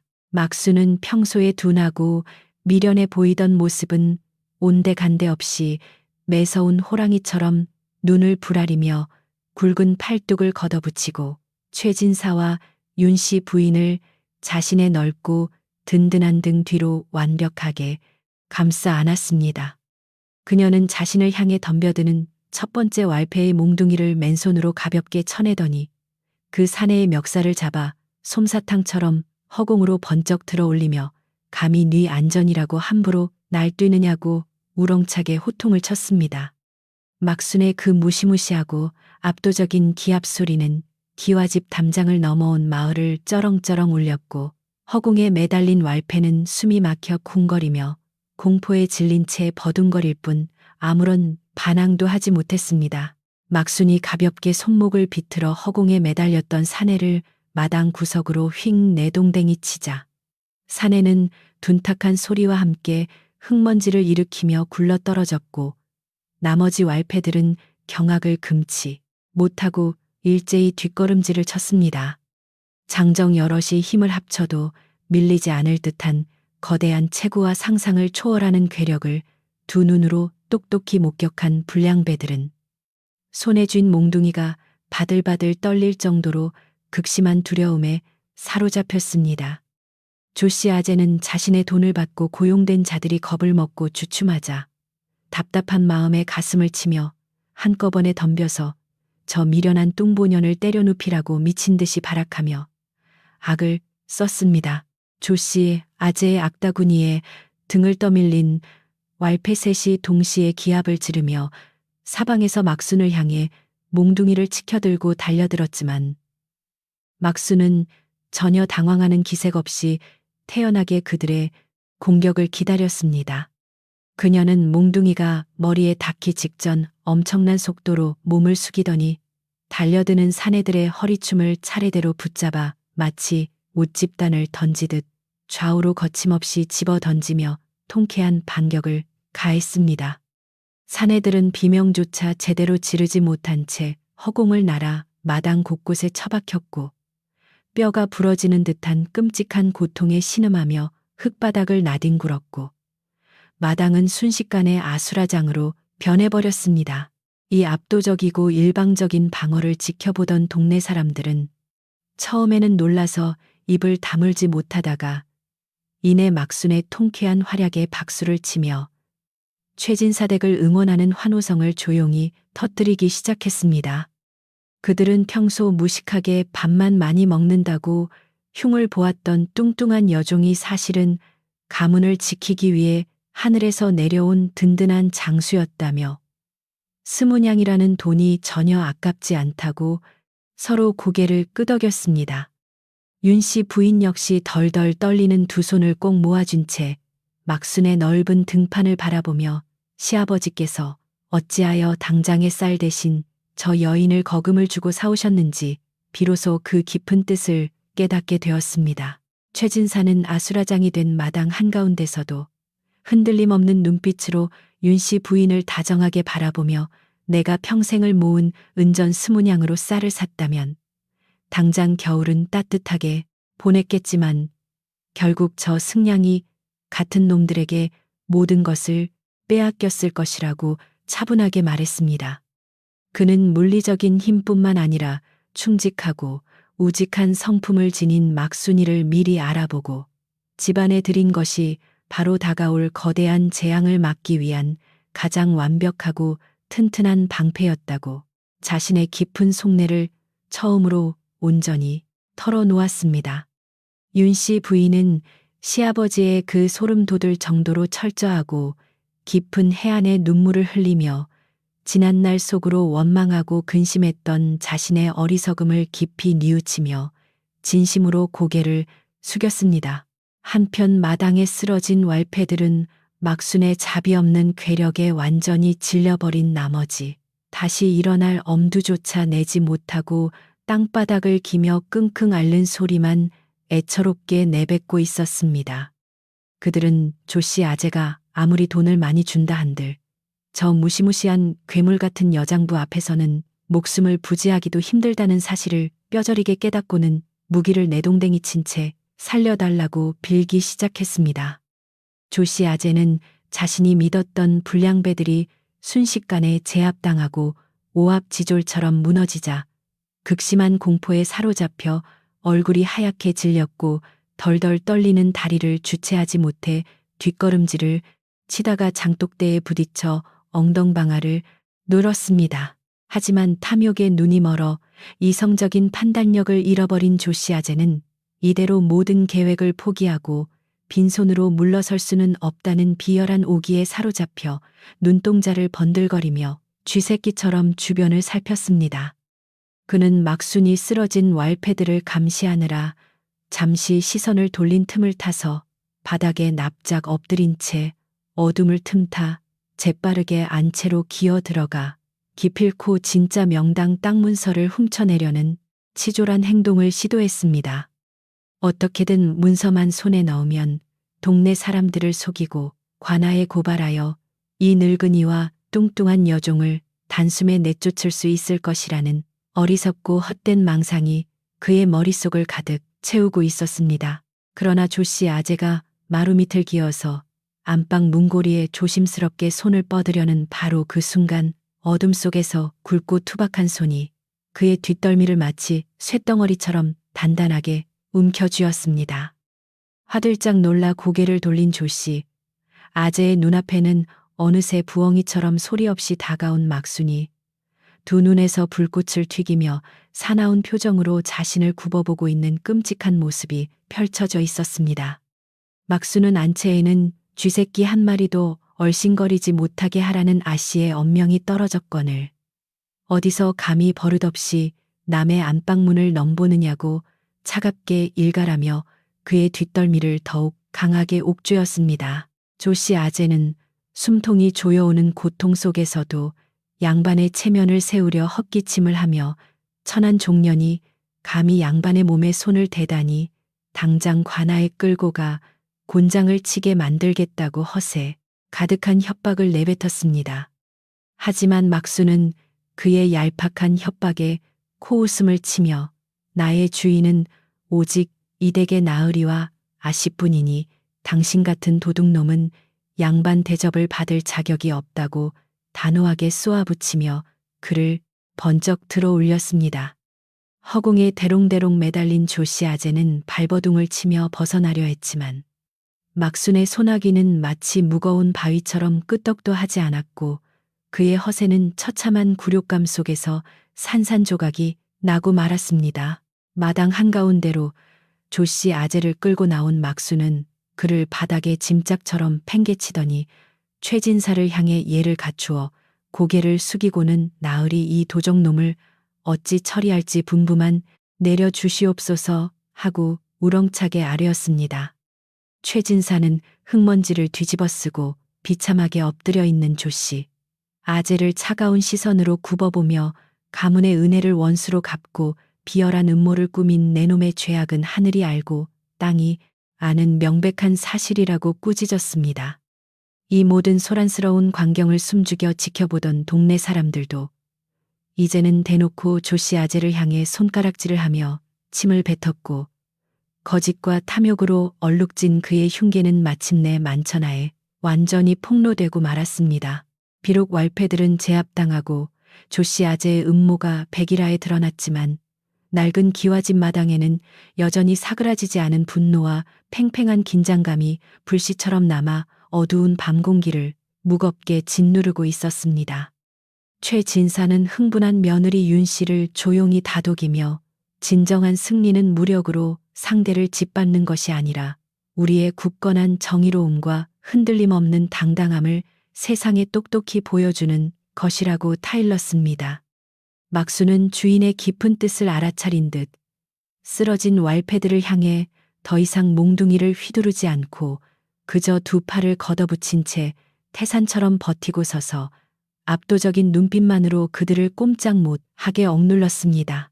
이웃의 지혜로운 늙은 할멈은 살인문을 조심스럽게 열고 마당으로 들어서더니 바닥에 널브러진 조씨 아재를 향해 씹씹 혀를 차며 남의 눈에 피눈물을 내고 남의 재산을 탐낸 자의 말로가 참으로 비참하고 꼴사납다고 일침을 가했습니다. 할멈은 윤씨 부인의 손을 따뜻하게 잡아주며 네가 그동안 마음고생이 심했겠지만 시아버님의 지혜와 저 든든한 장사 덕분에 집안의 큰 화를 면하게 되었으니 이제는 훌훌 털어버리고 안심하라고 다정하게 위로했습니다. 늙은 할멈의 뼈 있는 한마디는 조씨 아재의 심장을 날카롭게 찔렀고 마당에 모인 마을 사람들의 고개를 끄덕이게 만들며 이 사건의 시비와 선악을 명확하게 갈라주는 중요한 기준점이 되었습니다. 자신의 모든 거짓말이 탄로나고 마을 사람들의 차가운 비웃음을 한 몸에 받게 된 조씨 아재는 더 이상 변명조차 하지 못한 채 쥐구멍이라도 숨고 싶은 극심한 수치심의 얼굴을 들지 못했습니다. 그는 방금 전까지만 해도 큰 소리치며 기와집을 집어삼킬 듯이 날뛰던 오만한 모습은 온데간데 없이 바닥에 엎드려 덜덜 떨며 어떻게든 이 비참한 상황을 모면할 핑계거리만을 머릿속으로 필사적으로 쥐어짜내고 있었습니다. 하지만 막순이 매서운 눈초리로 그를 감시하고 최진사의 서늘한 시선이 그의 양심을 찌르는 상황에서 그가 선택할 수 있는 길은 오직 자신의 패배를 인정하고 도망치는 것뿐이라는 사실이 점차 명확해졌습니다. 윤씨 부인은 극도의 두려움과 공포 속에서도 끝까지 용기를 잃지 않고 굳건하게 가족을 지켜낸 막순의 커다란 등을 바라보며 스무냥이라는 거금의 가치가 단순히 돈의 무게로 측량될 수 없음을 다시금 깨달았습니다. 매일 엄청난 양의 밥을 지어대며 가슴을 치고 한숨을 쉬었던 지난날의 고된 시간들이 모두 오늘 밤의 이 통쾌한 승리와 평온을 지켜내기 위한 값진 과정이었음을 진심으로 인정하고 감사하게 되었습니다. 막수는 그런 윤씨 부인의 따뜻한 시선을 느꼈는지 굳게 담은 입술 사이로 희미한 미소를 띠며 마당을 지키는 자신의 역할에 무한한 자부심을 느끼는 듯 더욱 가슴을 펴고 당당하게 섰습니다. 마을을 떠들썩하게 만들었던 거구의 여종 막수는 이제 단순한 식객이 아니라 부당한 폭력과 탐욕에 맞서 정의를 실현하는 강인한 수호자로 마을 사람들의 마음속에 강력하게 각인되기 시작했습니다. 담장 너머에서 구경하던 아이들은 막순의 늠름한 모습을 흉내내며 환호성을 질렀고 어른들은 최진사의 해안에 감탄하며 그동안 자신들이 함부로 수군거렸던 어리석은 행동들을 속으로 깊이 반성하고 부끄러워했습니다. 횃불의 붉은 불빛 아래서 펼쳐진 이 극적인 대립과 반전의 드라마는 산골마을의 역사에 길이 남을 명장면으로 기록되며 낡은 기와집에 새로운 활력과 강렬한 희망의 기운을 불어넣어주고 있었습니다. 최진사는 땅바닥에 엎드린 조씨 아재를 향해 내놈이 가져온 저 가짜 빈 문서는 내일 날이 밝는 대로 관아에 넘겨 사문서 위조의 엄중한 죄를 낱낱이 물을 것이니 그리 알라고 차갑고 단호하게 선고했습니다. 조씨 아재는 관아라는 단어를 듣자마자 사색이 되어 제발 이번 한 번만 용서해주면 두 번 다시 이 근처에는 얼씬도 하지 않겠다며 양반의 체면도 다 버리고 싹싹 빌며 애원하기 시작했습니다. 하지만 최진사는 한 번 독을 품은 뱀은 언젠가 다시 물기 마련이라는 늙은 할멈의 경고를 떠올리며 이 비열한 친척에게 일말의 자비도 베풀지 않겠다는 굳은 의지를 흔들림 없는 표정으로 보여주었습니다. 막수는 조씨 아재의 애원하는 소리가 듣기 싫다는 듯 커다란 발을 쾅 구르며 마당을 울렸고 당장 이 더러운 발길을 돌리지 않으면 뼈마디를 분지르겠다며 다시 한번 으름장을 팽팽하게 놓았습니다. 왈패들은 막순의 발구름 소리에 기겁을 하며 바닥에 떨어진 몽둥이도 챙기지 못한 채 서로 먼저 도망치려고 아우성을 치며 부서진 대문 밖으로 꽁지가 빠지게 주랭랑을 치는 우스꽝스러운 풍경을 연출했습니다. 돈에 매수되어 남의 집을 짓밟으려 했던 어리석은 불량배들의 비참한 퇴각은 탐욕의 끝이 얼마나 허망하고 볼품없는 것인지를 마을 사람들에게 똑똑히 보여주는 생생하고 통쾌한 교육의 현장이 되었습니다. 조씨 아재는 자신을 보호해주던 왈패들이 모두 도망쳐버리자 완전히 고립무원의 처지가 되었음을 깨닫고 덜덜 떨리는 다리로 엉금엉금 기어가며 어떻게든 이 숨막히는 마당을 빠져나가려 발버둥을 쳤습니다. 하지만 막수는 커다란 발로 그의 앞길을 가로막으며 도적놈이 어딜 함부로 도망가려 하느냐고 호통을 쳤고 조씨 아재는 마치 거대한 절벽에 가로막힌 쥐새끼처럼 절망적인 표정으로 바닥에 주저앉고 말았습니다. 가문을 삼키려던 거대하고 검은 음모가 산산조각 나고 평화를 위협하던 불청객이 도간에 든 쥐 신세가 되자 고즈넉한 기와집 마당에는 폭풍우가 지나간 뒤에 팽팽한 긴장감과 기묘한 정적이 서서히 감돌기 시작했습니다. 어둠 속에서 숨죽여 이 모든 통쾌한 반전극을 지켜보던 동네 사람들은 사태가 진정되자 하나둘씩 담장 너머에서 웅성거리며 열린 대문 밖으로 조심스럽게 모여들어 최진사 댁의 엉망이 된 마당을 살폈습니다. 위태롭던 낡은 기와집 한가운데서 늙은 선비의 위엄과 거구의 여종이 뿜어내는 압도적인 기세에 눌려 엎드려 있는 조씨 아재의 꼴사나운 모습은 마을 사람들의 호기심과 분노를 동시에 자극하기에 충분했습니다. 윤씨 부인은 벅차오르는 감동의 눈물을 닦아내며 헝클어진 옷매무새를 단정히 고치고 시아버지의 곁으로 다가가 다가올 진실 규명의 시간을 위해 차분하게 마음을 가라앉히며 굳건한 태도를 취할 준비를 마쳤습니다. 달빛이 부서진 대문틈 사이로 은은하게 스며들어 마당 한가운데 산처럼 우뚝 서 있는 막순의 듬직한 그림자와 벌벌 떠는 조씨 아재의 초라한 모습을 대비시키며 극적인 밤의 풍경을 연출하고 있었습니다. 최진사는 웅성거리는 마을 사람들을 향해 천천히 고개를 돌리며 인자하지만 굳건한 눈빛으로 모두를 바라보았고 헛기침을 한 번 크게 하여 장내를 숙연하게 만든 뒤 마침내 무거운 입술을 뗐습니다. 감춰져 있던 스문양의 진짜 목적과 저 탐욕스러운 자의 추악한 거짓말이 낱낱이 밝혀질 진실의 시간이 다가오자 산골 마을의 낡은 기와집은 팽팽한 긴장감 속에서 모두의 숨죽인 시선을 한몸에 받고 있었습니다. 최진사는 마당에 모여든 마을 사람들을 향해 기품 있는 자태로 서서 헛기침을 한 번 크게 한 뒤 천천히 입을 열어 자초지종을 설명하기 시작했습니다. 그는 우리 가문이 비록 가세가 기울어 낡은 기와집 하나만을 간신히 지키고 있으나 대대로 물려받은 명당 땅 문서만큼은 결코 잃을 수 없는 소중한 보물이라고 차분하게 말했습니다. 저기 바닥에 엎드려 있는 조 씨. 아재는 친척이라는 탈을 쓰고 우리 집안의 남은 재산을 통째로 집어삼키기 위해 동네 불량배들까지 돈으로 매수하여 오늘 밤 이토록 끔찍하고 비열한 난동을 부렸던 것이라고 낱낱이 폭로했습니다. 마을 사람들은 최진사의 차분하고도 명확한 설명을 듣고는 저마다 경악을 금치 못하며 웅성거렸고 바닥에 엎드린 조씨 아재를 향해 혐오스러운 눈초리를 마구 던지기 시작했습니다. 최진사는 덧붙여 내가 전 재산인 은전 20냥을 내어주고 덩치 큰 막순이를 데려온 것은 바로 이런 짐승만도 못한 자의 침입을 미리 예상하고 늙은 나와 힘없는 며느리를 지키기 위한 유일한 방편이었다고 고백했습니다.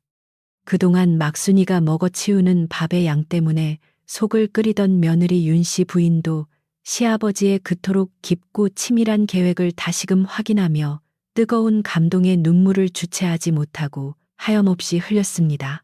흙먼지를 뒤집어 쓴 채 숨죽여 있던 조씨 아재는 사태가 자신에게 완전히 불리하게 돌아가자 어떻게든 살아남기 위해 비굴한 눈물을 쥐어짜며 형님 제가 잠시 귀신에 홀려 미친 짓을 벌였으니 제발 한 번만 목숨을 살려달라고 애원했습니다.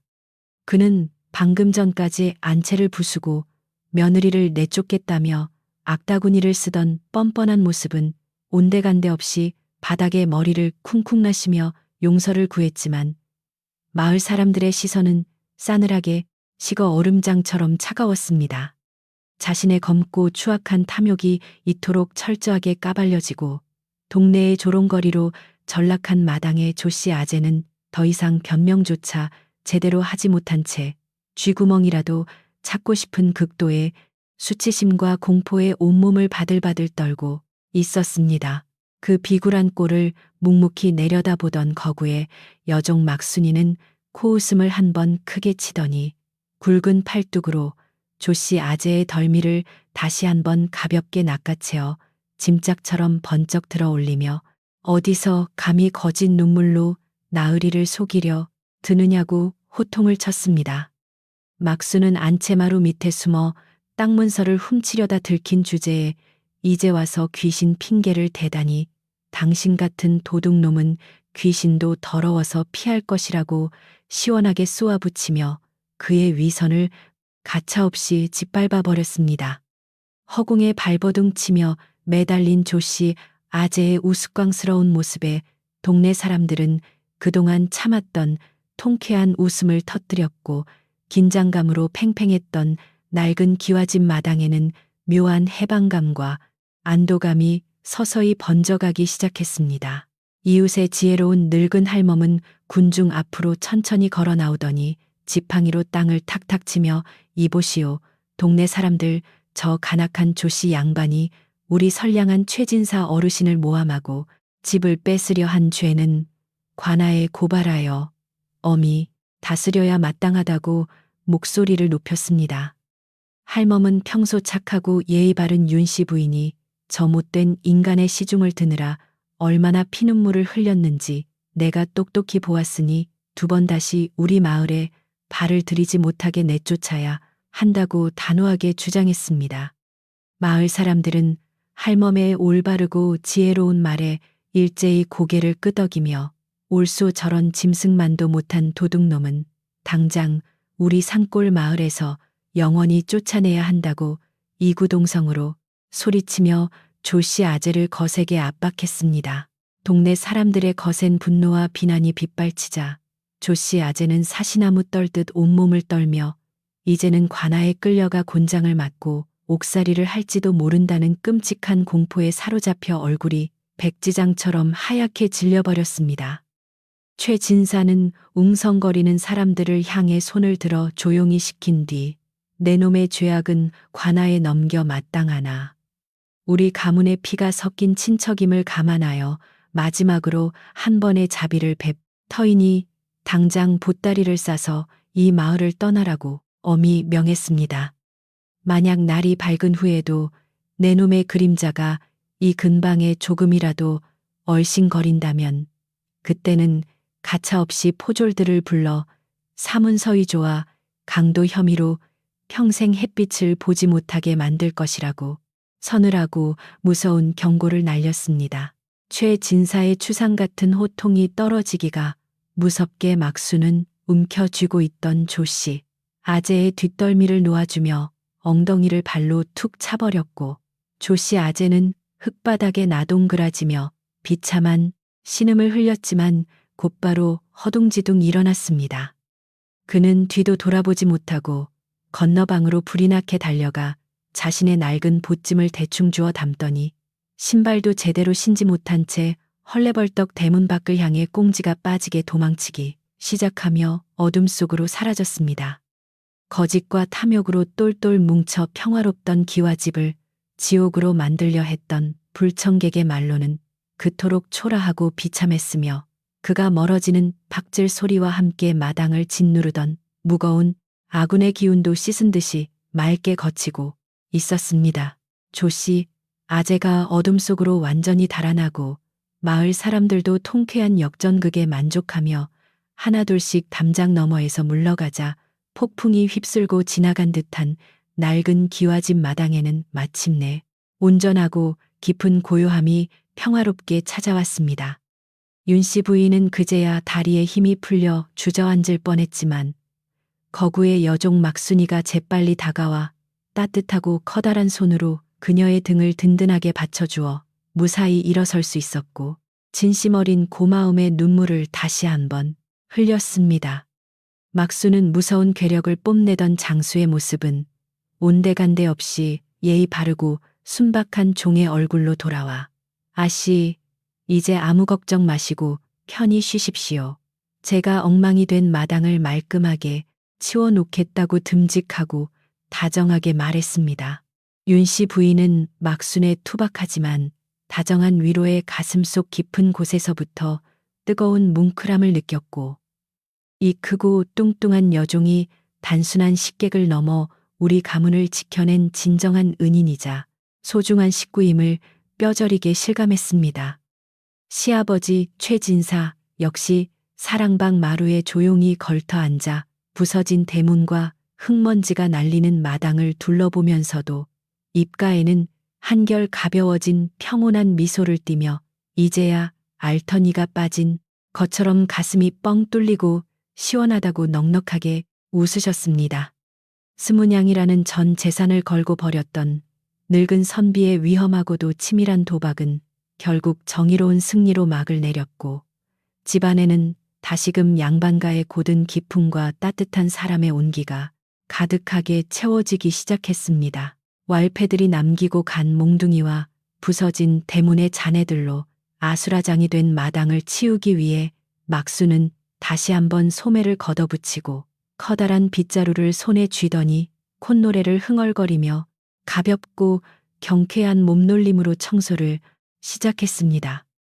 그녀가 빗자루를 휙휙 휘두를 때마다 무거운 돌덩이와 나무 조각들이 순식간에 구석으로 가지런히 정리되었고 윤씨 부인도 가만히 있을 수 없어 부엌으로 들어가 맑은 물을 떠와 막순의 목마름을 달래주며 정답게 일손을 보탰습니다.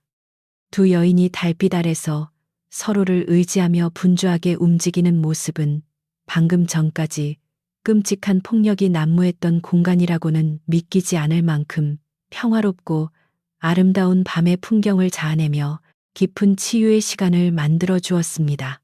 부서진 대문 빗장을 힘겹게 들어 올리던 윤씨 부인을 본 막수는 급히 다가가 자신이 한 손으로 가볍게 빗장을 제자리에 맞추어 넣고는 커다란 바위를 굴려와 임시로 문을 단단하게 막아버리는 엄청난 괴력을 다시 뽐냈습니다. 윤씨 부인은 그런 막순의 듬직한 행동에 환하게 웃으며 너의 그 산 같은 힘이 아니었다면 오늘 밤 우리 집안은 산산조각이 났을 것이니 앞으로는 밥을 10그릇을 먹든 20그릇을 먹든 내가 평생 책임지겠다고 다정하게 약조했습니다. 막수는 밥이라는 단어에 눈을 반짝이며 입맛을 쩝쩝 다시더니 아씨의 그 말씀만으로도 저는 천군만마를 얻은 듯 기쁘니 앞으로 뼈가 부서지도록 일하여 이 은혜를 갚겠다고 크게 허리를 굽혀 감사의 인사를 올렸습니다. 밤이 깊어 새벽을 향해 달려가고 있었지만 낡은 기와집의 세 식구는 놀란 가슴을 쓸어내리고 승리의 기쁨을 나누느라 잠자리에 들 생각조차 잊은 채 안방 마루에 옹기종기 모여 앉아 따뜻한 숭늉을 나누어 마셨습니다. 최진사는 며느리 윤 씨에게 그동안 미련하고 많이 먹는 종을 드리는 바람에 속을 썩여 미안하다고 정식으로 사과하며 하지만 내 눈에는 저 아이의 우직한 충심이 그 어떤 값비싼 보물보다 귀하게 보였다고 속마음을 온전히 털어놓았습니다.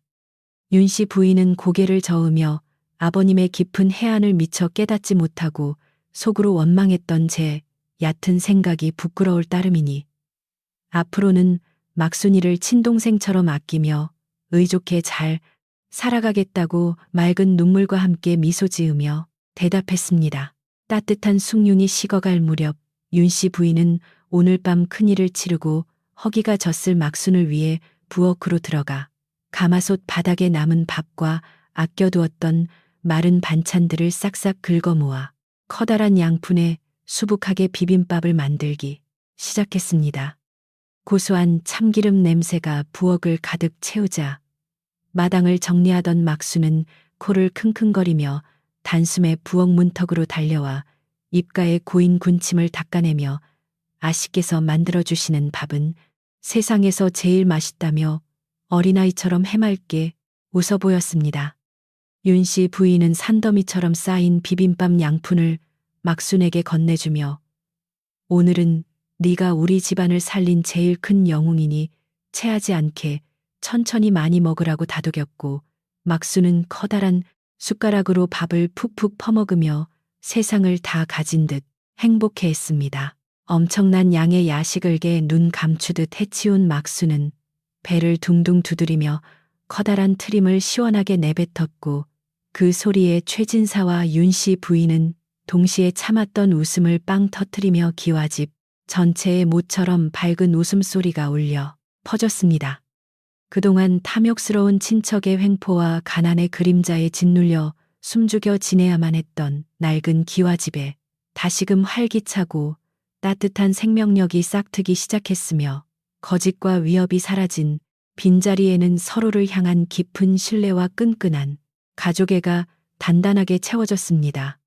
이제 덩치 큰 식객 막수는 더 이상 집안의 짐 덩어리나 골칫거리가 아니라 최진사 댁의 평안과 행복을 지켜주는 가장 든든한 수호신이자 없어서는 안 될 소중한 가족의 일원으로 완벽하게 자리매김하게 된 것입니다. 새벽 이슬이 마당에 풀잎에 촉촉하게 맺힐 무렵 이웃의 지혜로운 늙은 할멈이 다시 닫힌 살인문 밖에서 조심스럽게 기척을 내더니 아가 다친 곳은 없느냐며 윤 씨 부인의 안위를 한 번 더 살피기 위해 정다운 발걸음을 해주었습니다. 윤 씨 부인은 반갑게 문을 열고 할멈을 맞이하며 아버님의 지혜와 막순이의 힘 덕분에 무사히 위기를 넘겼고 그 못된 조씨 아재는 영영 쫓아냈으니 이제 발 뻗고 잘 수 있게 되었다며 환한 얼굴로 기쁜 소식을 전해 주었습니다. 할멈은 주름진 얼굴에 한박 웃음을 지으며 네 그럴 줄 알았다. 최진사 어르신의 깊은 뜻을 누가 감히 짐작하겠느냐며 이제 우른 비는 모두 지나갔으니 앞으로는 맑고 쨍쨍한 햇볕만 가득할 것이라고 따뜻한 덕담을 건네고 돌아갔습니다. 할멈이 돌아간 후 기와집 지붕 위로 푸르스름한 새벽빛이 서서히 밝아오며 길고도 험난했던 밤의 끝을 알렸고 세 사람은 마당 한가운데 서서 새롭게 밝아오는 맑고 깨끗한 산골 마을의 아침 공기를 가슴 깊이 들이마셨습니다. 최진사는 밤새 벌어진 끔찍한 난동의 흔적이 말끔히 사라진 정갈한 마당을 만족스럽게 바라보며 어둠이 짙을수록 다가오는 새벽의 빛은 더욱 찬란한 법이라며 우리가 겪은 이 고난이 가문을 더욱 단단하게 묶어주는 훌륭한 걸음이 되었다고 말했습니다. 윤씨 부인과 막수는 나란히 서서 시아버지의 지혜로운 말씀을 깊이 새겨들으며 고개를 끄덕였고 두 사람의 얼굴에는 그 어떤 시련이 다시 닥쳐온다 해도 함께라면 거뜬히 이겨낼 수 있다는 굳건한 믿음과 희망이 반짝이고 있었습니다. 날이 완전히 밝아오자 마을 사람들은 아침 일찍부터 최진사 댁 주변을 서성이며 혹시라도 밤사이에 또 무슨 병고가 생기지 않았을까 걱정스러운 마음에 담장 너머로 목을 빼고 마당의 눈치를 조심스럽게 살피기 시작했습니다. 하지만 그들의 걱정과는 다르게 낡은 기와집은 언제 그랬냐는 듯 맑고 평온한 기운으로 가득 차 있었고 부엌에서는 윤씨 부인이 아침밥을 짓는 구수한 연기가 모락모락 피어오르며 일상으로 돌아온 평화로운 산골 마을의 풍경을 그려내고 있었습니다. 마당 한쪽에서는 거구의 막순이가 산더미 같은 장작을 가볍게 패며 활기찬 기합 소리를 내고 있었고 동네 사람들은 그 든든한 모습을 보며 조씨 아재의 위협이 완전히 사라졌음을 확인하고는 저마다 가벼운 발걸음으로 농사일을 하러 흩어졌습니다. 윤씨 부인은 아침 식사를 준비하면서 쌀독의 바닥이 거의 드러난 것을 보았지만 더 이상 예전처럼 가슴이 답답하거나 깊은 한숨이 나오지 않았고 오히려 막순이 먹을 엄청난 양의 밥을 상상하며 즐거운 고민에 빠졌습니다.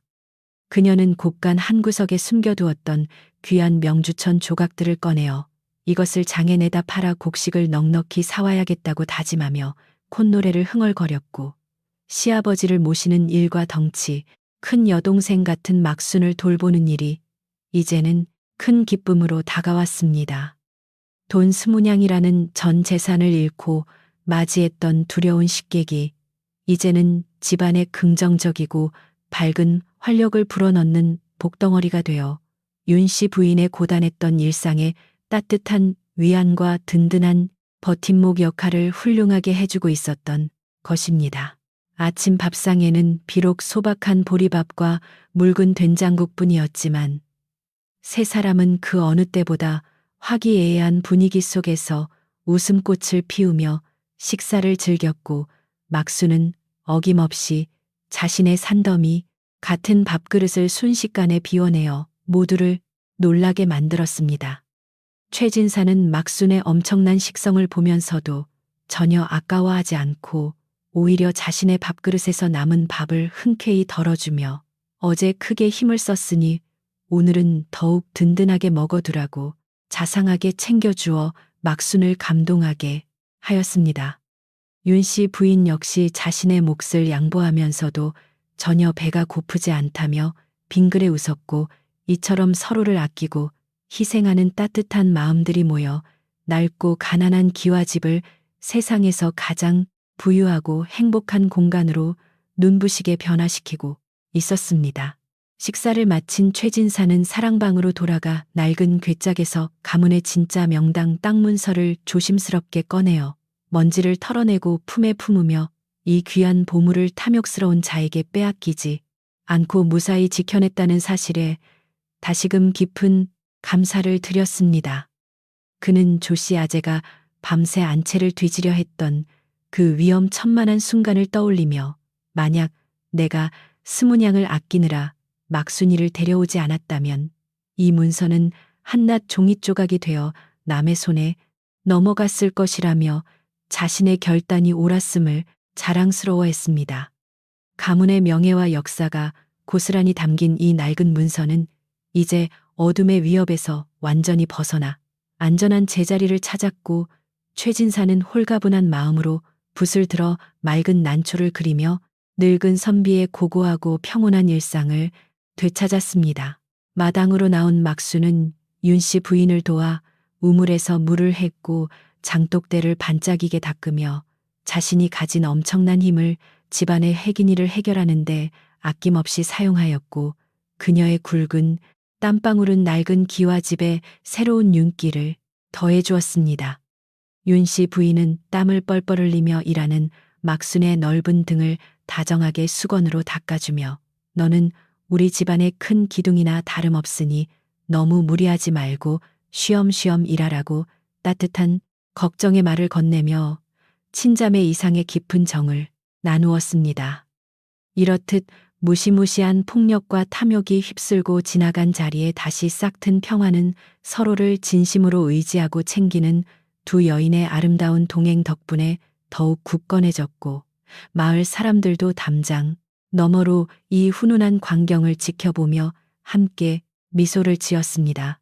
어느덧 해가 중천에 떠오르고 맑고 따사로운 가을 햇살이 마당을 환하게 비추자 산골 마을 전체에는 간밤에 무시무시했던 소동이 마치 한바탕 거짓말이었던 것처럼 평온하고 부드러운 공기만이 조용하고 아늑하게 흐르고 있었습니다.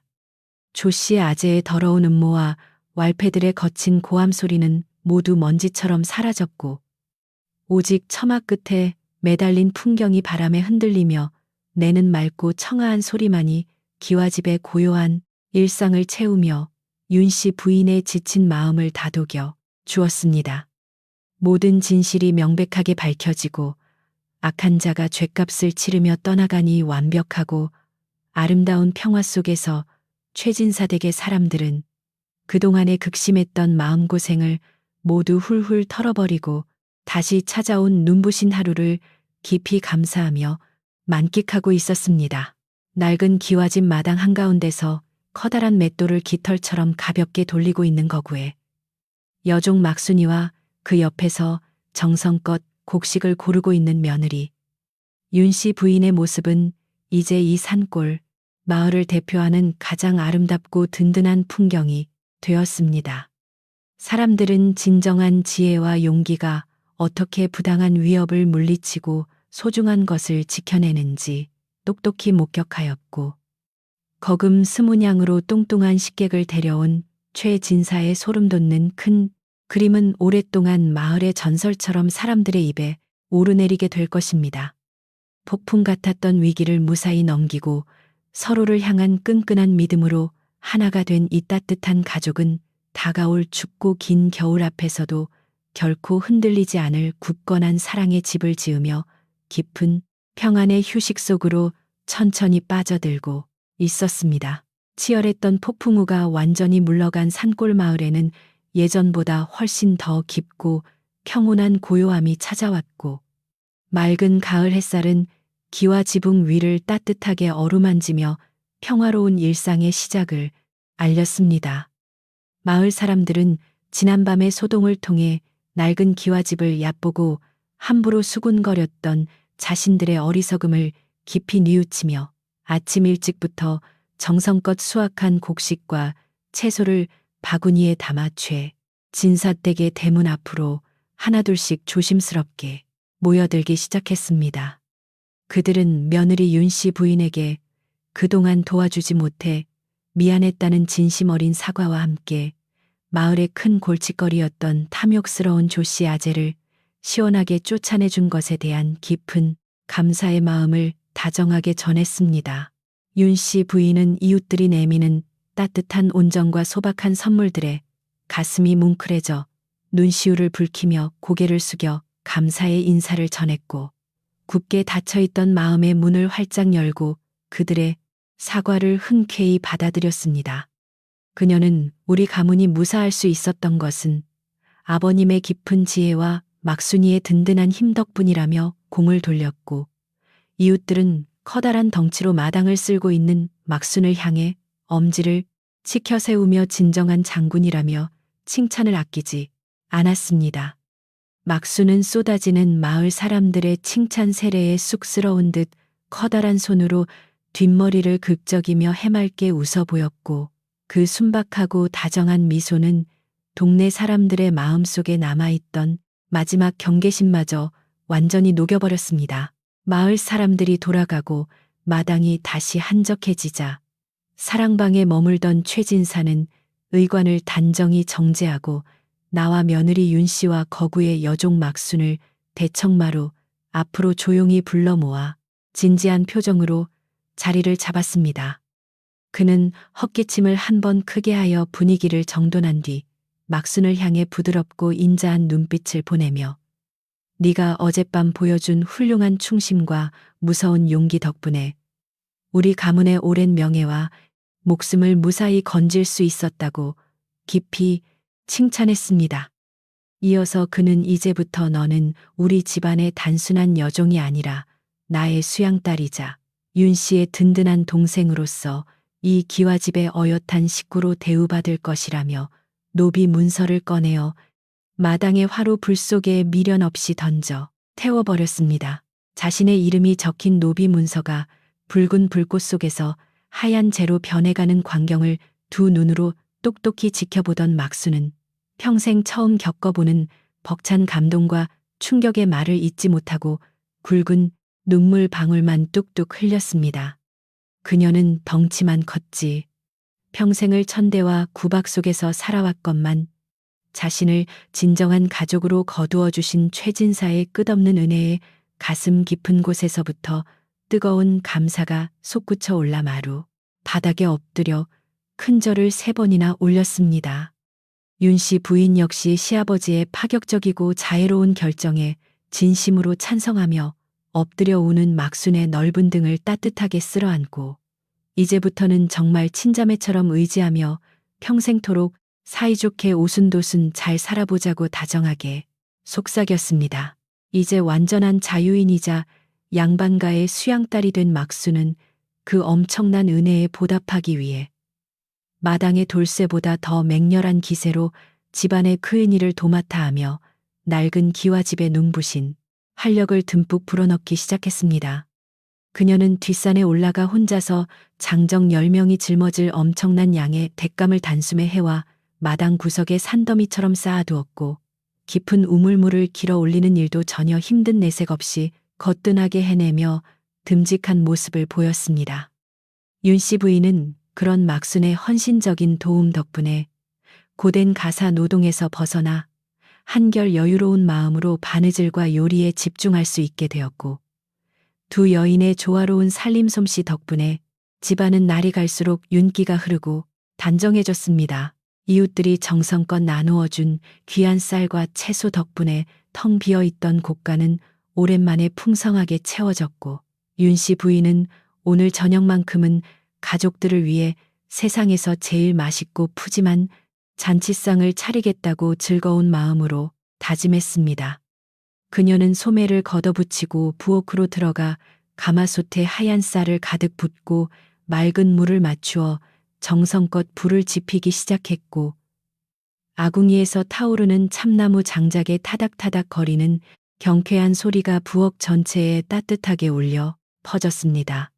굴뚝을 타고 모락모락 피어오르는 하얀 연기는 붉게 물드는 저녁놀과 어우러져 한 폭의 평화로운 그림을 완성했고 고소하게 밥이 익어가는 구수한 냄새는 코끝을 간지럽히며 온 집안의 빈 공간을 넉넉하고 포근하게 채우기 시작했습니다. 윤 씨 부인은 밥이 익어가는 동안 옆에 있는 작은 솥에 멸치와 다시마를 듬뿍 넣고 푹 끓여 깊고 진한 육수를 낸 뒤 마을 사람들이 가져다 준 신선하고 부드러운 시래기와 구수한 된장을 듬뿍 풀어 정성스럽게 국을 끓였습니다. 보글보글 소리를 내며 끓어오르는 된장국의 구수하고 짭조름한 냄새는 대문을 넘어 골목길까지 은은하게 퍼져나갔고 마당에서 도끼질을 하던 막순의 코를 자극하여 그녀가 연신 입맛을 다시며 부엌 쪽을 힐끗거리게 만들 정도로 기가 막힌 향기를 뿜어냈습니다. 뒤뜰의 장독대에서 맛있게 잘 익은 아삭한 배추김치와 짭짤한 장아찌를 꺼내어 정갈하게 썰어 접시에 담아내는 윤 씨 부인의 손길에는 가족을 먹인다는 깊은 기쁨과 지난밤의 무사함을 축하하는 안도감이 가득 담겨 있었습니다. 날이 완전히 어두워지고 찬바람이 창호지를 가볍게 흔들며 지나갈 무렵 안방의 따뜻한 아랫목에는 윤 씨 부인이 정성껏 준비한 푸짐하고 윤기가 흐르는 저녁 밥상이 마침내 넓은 상위에 먹음직스럽게 차려져 올라왔습니다. 가장 위쪽에는 시아버지 최진사를 위한 고봉밥과 부드러운 반찬들이 가지런히 놓였고 그 아래쪽에는 막순을 위해 평소보다 더 크고 깊은 양푼에 하얀 쌀밥이 산더미처럼 수북하게 쌓여 있어 보는 이의 마음마저 넉넉하게 만들었습니다. 방 안에는 구수한 된장국 냄새와 따뜻한 밥내음이 가득 차올라 찬바람 부는 바깥 세상과는 완벽하게 단절된 듯한 아늑함을 선사했고 호롱불의 부드러운 불빛이 세 사람의 얼굴을 따뜻하고 온화하게 비추어 주었습니다. 최진사는 흐뭇한 미소를 지으며 숟가락을 들어 따뜻한 국물을 먼저 한 모금 맛본 뒤 부드럽게 고개를 끄덕이며 며느리의 솜씨를 칭찬했고 이내 가족들을 향해 다들 고생 많았으니 어서들 많이 먹으라고 다정하게 식사를 권했습니다. 막수는 나으리의 허락이 떨어지기가 무섭게 커다란 숟가락을 꽉 쥐고 양푼에 담긴 산더미 같은 쌀밥을 푹푹 퍼서 입안 가득 밀어 넣기 시작했고 그녀가 맛있게 밥을 씹는 소리는 방 안의 정적을 깨며 경쾌하게 울렸습니다. 윤씨 부인은 밥이 입으로 들어가는지 코로 들어가는지 모를 정도로 허겁지겁 맛있게 먹는 막순의 모습을 바라보며 이제는 그 엄청난 식탐조차도 복스럽고 사랑스럽게 느껴져 자신도 모르게 빙글에 웃음을 지으며 반찬을 앞으로 밀어주었습니다. 평소 같았으면 자신의 밥그릇을 비우느라 정신이 없었을 막순이지만 오늘은 어찌된 일인지 밥을 반쯤 먹다가 숟가락을 잠시 내려놓고는 윤씨 부인의 빈약한 밥그릇을 유심히 바라보더니 조심스럽게 입을 떼어 따뜻한 마음을 표현했습니다. 형님께서 매일 저에게 밥을 아낌없이 주시느라 정작 본인은 제대로 드시지도 못하고 뼈만 남으신 것 같아 제 마음이 너무 아프니 오늘부터는 저도 식탐을 줄이고 형님과 밥을 똑같이 나누어 먹겠다고 듬직하게 말했습니다. 막순의 그 기특하고 따뜻한 배려에 윤씨 부인은 콧등이 시큰해져 눈물이 핑 돌았으나 애써 참으며 나는 괜찮으니 우리 집안의 든든한 기둥인 내가 배불리 먹어야 내 마음이 편안하다며 오히려 막순의 양푼에 밥을 더 얹어주었습니다. 최진사는 두 여인이 서로를 아끼고 배려하며 밥을 챙겨주는 훈훈하고 아름다운 모습을 묵묵히 지켜보며 스무냥이라는 돈으로 내가 산 것은 단순한 여종이나 일꾼이 아니라 우리 가문을 지탱할 굳건하고 따뜻한 사랑이었음을 다시금 확신했습니다.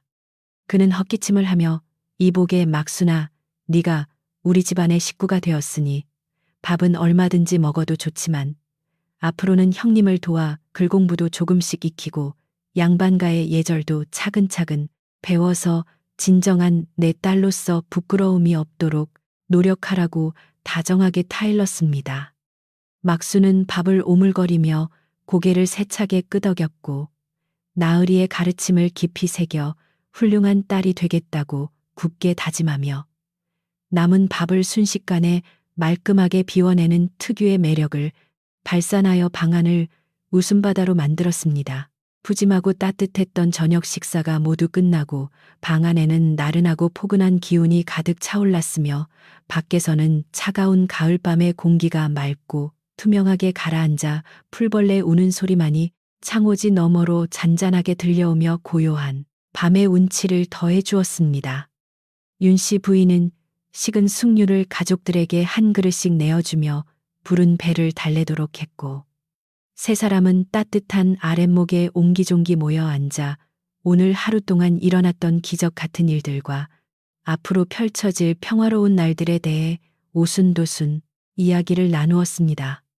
낡은 기와집을 집어삼키려 했던 조씨, 아재의 끔찍한 협박과 왈패들의 난동은 이제 머나먼 과거의 나쁜 꿈처럼 흐릿해졌고 오직 서로의 곁을 지키며 온기를 나누는 지금 이 순간에 깊고 아늑한 평온만이 그들의 마음을 가득 채우고 있었습니다. 밤이 더욱 깊어지자 최진사는 낡은 서책을 덮어두고 가장 먼저 이부자리에 누워 두 다리를 길게 뻗으며 오랜만에 아무런 근심 걱정 없이 편안하게 잠을 청할 수 있게 되었다며 깊고 만족스러운 한숨을 길게 내쉬었습니다.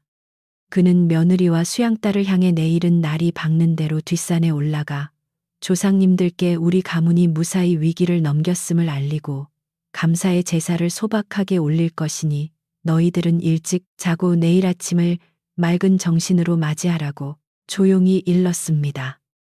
윤 씨 부인과 막수는 공손하게 고개를 숙여 인사를 올린 뒤 사랑방의 촛불을 조심스럽게 끄고 자신들이 머무는 안방으로 발걸음을 옮기며 어두운 마당 위로 쏟아지는 눈부시게 밝고 아름다운 가을밤의 은빛 달빛을 가만히 올려다 보았습니다. 안방에 나란히 요를 깔고 누운 두 여인은 호롱불을 약하게 줄여둔 채 따뜻한 이불을 목까지 끌어당겨 덮고 천장을 바라보며 여전히 가시지 않은 벅찬 감동과 행복감을 속삭이는 목소리로 조곤조곤 나누며 밤을 지새웠습니다. 윤 씨 부인은 막순의 커다란 손을 이불 속에서 꼭 맞잡으며 네가 처음 우리 집에 왔을 때 엄청난 밥그릇을 보고 내가 속으로 얼마나 걱정하고 놀랐는지 모른다며 이제야 털어놓는 솔직한 고백에 막수는 미안한 듯 낄낄거리며 작은 소리로 웃었습니다. 막수는 형님께서 저를 쫓아내지 않고 그 많은 밥을 꾹꾹 눌러 담아주셨을 때부터 저는 형님을 위해 이 목숨을 바쳐 충성하겠다고 굳게 다짐했었다고 진심 어린 속내를 털어놓아 윤 씨 부인의 가슴을 다시 한번 뭉클하고 훈훈하게 만들었습니다.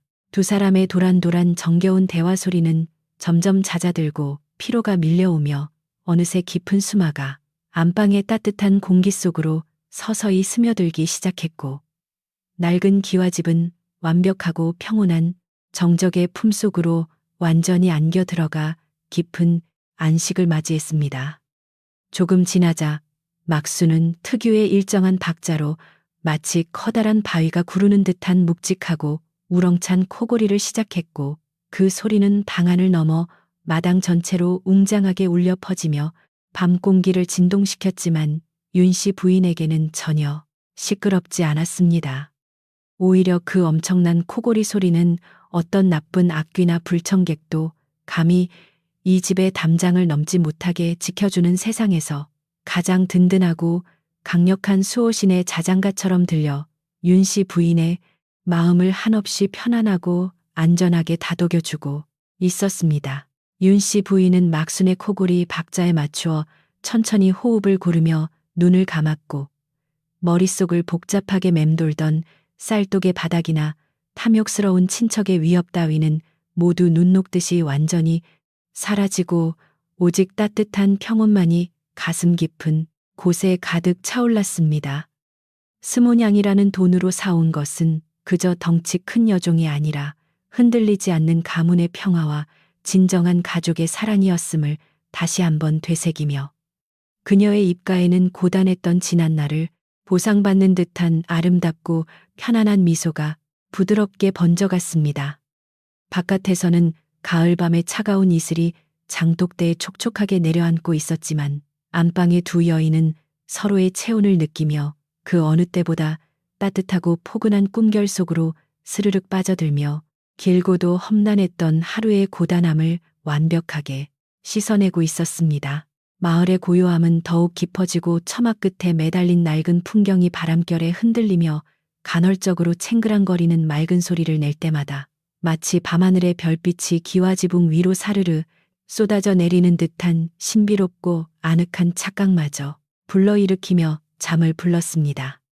먼 산에서 들려오는 부엉이의 낮고 구슬픈 울음소리조차 이낡고 고즈넉한 기와집의 평화를 축복해주는 부드러운 자연의 노래처럼 들려왔고 마당 한가운데 깊은 우물물은 달빛을 가득 머금은 채 거울처럼 맑고 잔잔하게 빛나며 밤의 고요를 지켰습니다. 모든 갈등과 미움이 사라진 자리에는 오직 정직하게 살아가는 사람들에게 하늘이 내리는 따뜻한 위로와 평온한 휴식만이 가득 차올라 산골 마을 전체를 커다란 이불처럼 포근하게 덮어주며 세상 만물이 깊은 잠에 빠져들도록 다정하게 토닥여 주었습니다. 최진사 역시 사랑방의 따뜻한 아랫목에 등을 대고 누워 규칙적인 숨소리를 내며 깊은 잠에 빠져들었고, 그의 꿈속에는 가문의 명당을 뺏기지 않고 무사히 지켜낸 것에 대한 조상님들의 인자한 미소와 칭찬이 가득하게 펼쳐지고 있었습니다. 그가 평생을 바쳐 곁에 두고 한 번도 쓰지 않았던 마지막 비상금 은전 20냥은 가장 절망적인 순간에 가장 지혜로운 방법으로 쓰여 이 집안의 기둥을 다시 튼튼하게 세우는 기적 같은 마법을 훌륭하게 부려낸 것입니다. 비록 겉보기에는 낡고 쇠락해가는 양반집이었지만 그 안에 사는 사람들의 올곧은 마음과 서로를 아끼는 끈끈한 정은 그 어떤 화려한 대궐보다도 단단하고 빛나는 가치를 지니고 있음을 이 고요한 가을밤이 묵묵히 증명해 주고 있었습니다. 창문 틈새로 새어 들어온 한 줄기 은은한 달빛이 방바닥을 하얗게 비추며 두 여인이 덮고 있는 낡은 이불깃에 머물렀고, 그 부드러운 빗무리는 마치 힘든 시련을 잘 이겨낸 가족에게 하늘이 내려주는 따뜻한 위로의 손길 같았습니다. 막수는 꿈속에서도 무언가를 맛있게 먹고 있는지 입맛을 쩝쩝 다시며 어린아이처럼 웅얼거렸고, 그 귀여운 잠꼬대에 윤씨 부인은 눈을 감은 채로 잠결에 가볍게 미소를 지으며 이불을 끌어당겨 막순의 넓은 어깨를 더욱 포근하게 덮어주었습니다. 세상의 모진 풍파를 두려워하지 않고 서로의 든든한 방패가 되어주기로 약속한 이 세 사람의 단단한 유대감은 다가올 매서운 겨울 추위조차도 결코 뚫고 들어오지 못할 만큼 견고하고 따뜻한 불씨가 되어 방안을 가득 채우고 있었습니다. 이 산골 마을에서 대대로 내려오던 수많은 이야기 중에서도 20냥을 주고 뚱뚱한 여종을 사와 탐욕스러운 친척의 흉계를 막아낸 최진사의 이 통쾌하고 지혜로운 이야기는 훗날 사람들의 입에서 입으로 오래도록 전해질 아름다운 전설이 되었습니다. 동네 노인들은 화로가에 모여 앉아 아이들에게 이 이야기를 들려주며 사람을 겉모습만 보고 함부로 판단해서는 안 되며 진정한 보물은 보이지 않는 우직한 충심과 지혜로운 해안 속에 숨어 있다는 깊은 교훈을 다정하게 가르치곤 했습니다. 그리고 언제나 이야기의 끝에는 낡은 기와집 마당에서 커다란 빗자루를 들고 껄껄 웃는 덩치 큰 막순이와 그 옆에서 자애롭게 미소 짓는 며느리 윤 씨의 다정한 모습이 사람들의 머릿속에 따뜻한 그림처럼 영원히 아로새겨져 잔잔한 감동을 주었습니다. 밤하늘의 수많은 별은 산골 마을의 고즈넉한 지붕 위에서 보석처럼 반짝이며 이 평화로운 기와집의 가족들이 매일 밤 이토록 편안하고 달콤한 꿈을 꿀 수 있도록 영원히 곁에서 지켜주겠다는 무언의 따뜻한 약속을 건네는 듯했습니다. 아무리 큰 시련과 두려움이 몰아쳐도 굳건한 믿음과 진실한 마음이 있다면 결국 모든 어둠은 물러가고 따뜻한 아침 해가 떠오른다는 변치 않는 세상의 이치가 이 작고 평범한 마을의 일상 속에 고스란히 녹아들어 부드러운 위로를 속삭였습니다. 마당의 깊은 우물 속으로 별빛이 하나둘 떨어져 내리며 찰랑거리는 은빛 물결을 만들어내었고, 밤바람이 나뭇잎을 스치고 지나가는 사르륵 거리는 소리는 지친 사람들의 귀가를 쓰다듬으며 이제 모든 근심을 내려놓고 편히 쉬라고 토닥였습니다. 고요가 겹겹이 쌓여가는 이 깊은 밤, 최진사댁의 굴뚝에서는 더 이상 근심 어린 한숨의 연기가 피어오르지 않았고, 오직 내일 아침 새롭게 지어질 따뜻하고 맛있는 밥을 기다리는 설레고 기분 좋은 냄새만이 옅게 배어 있었습니다.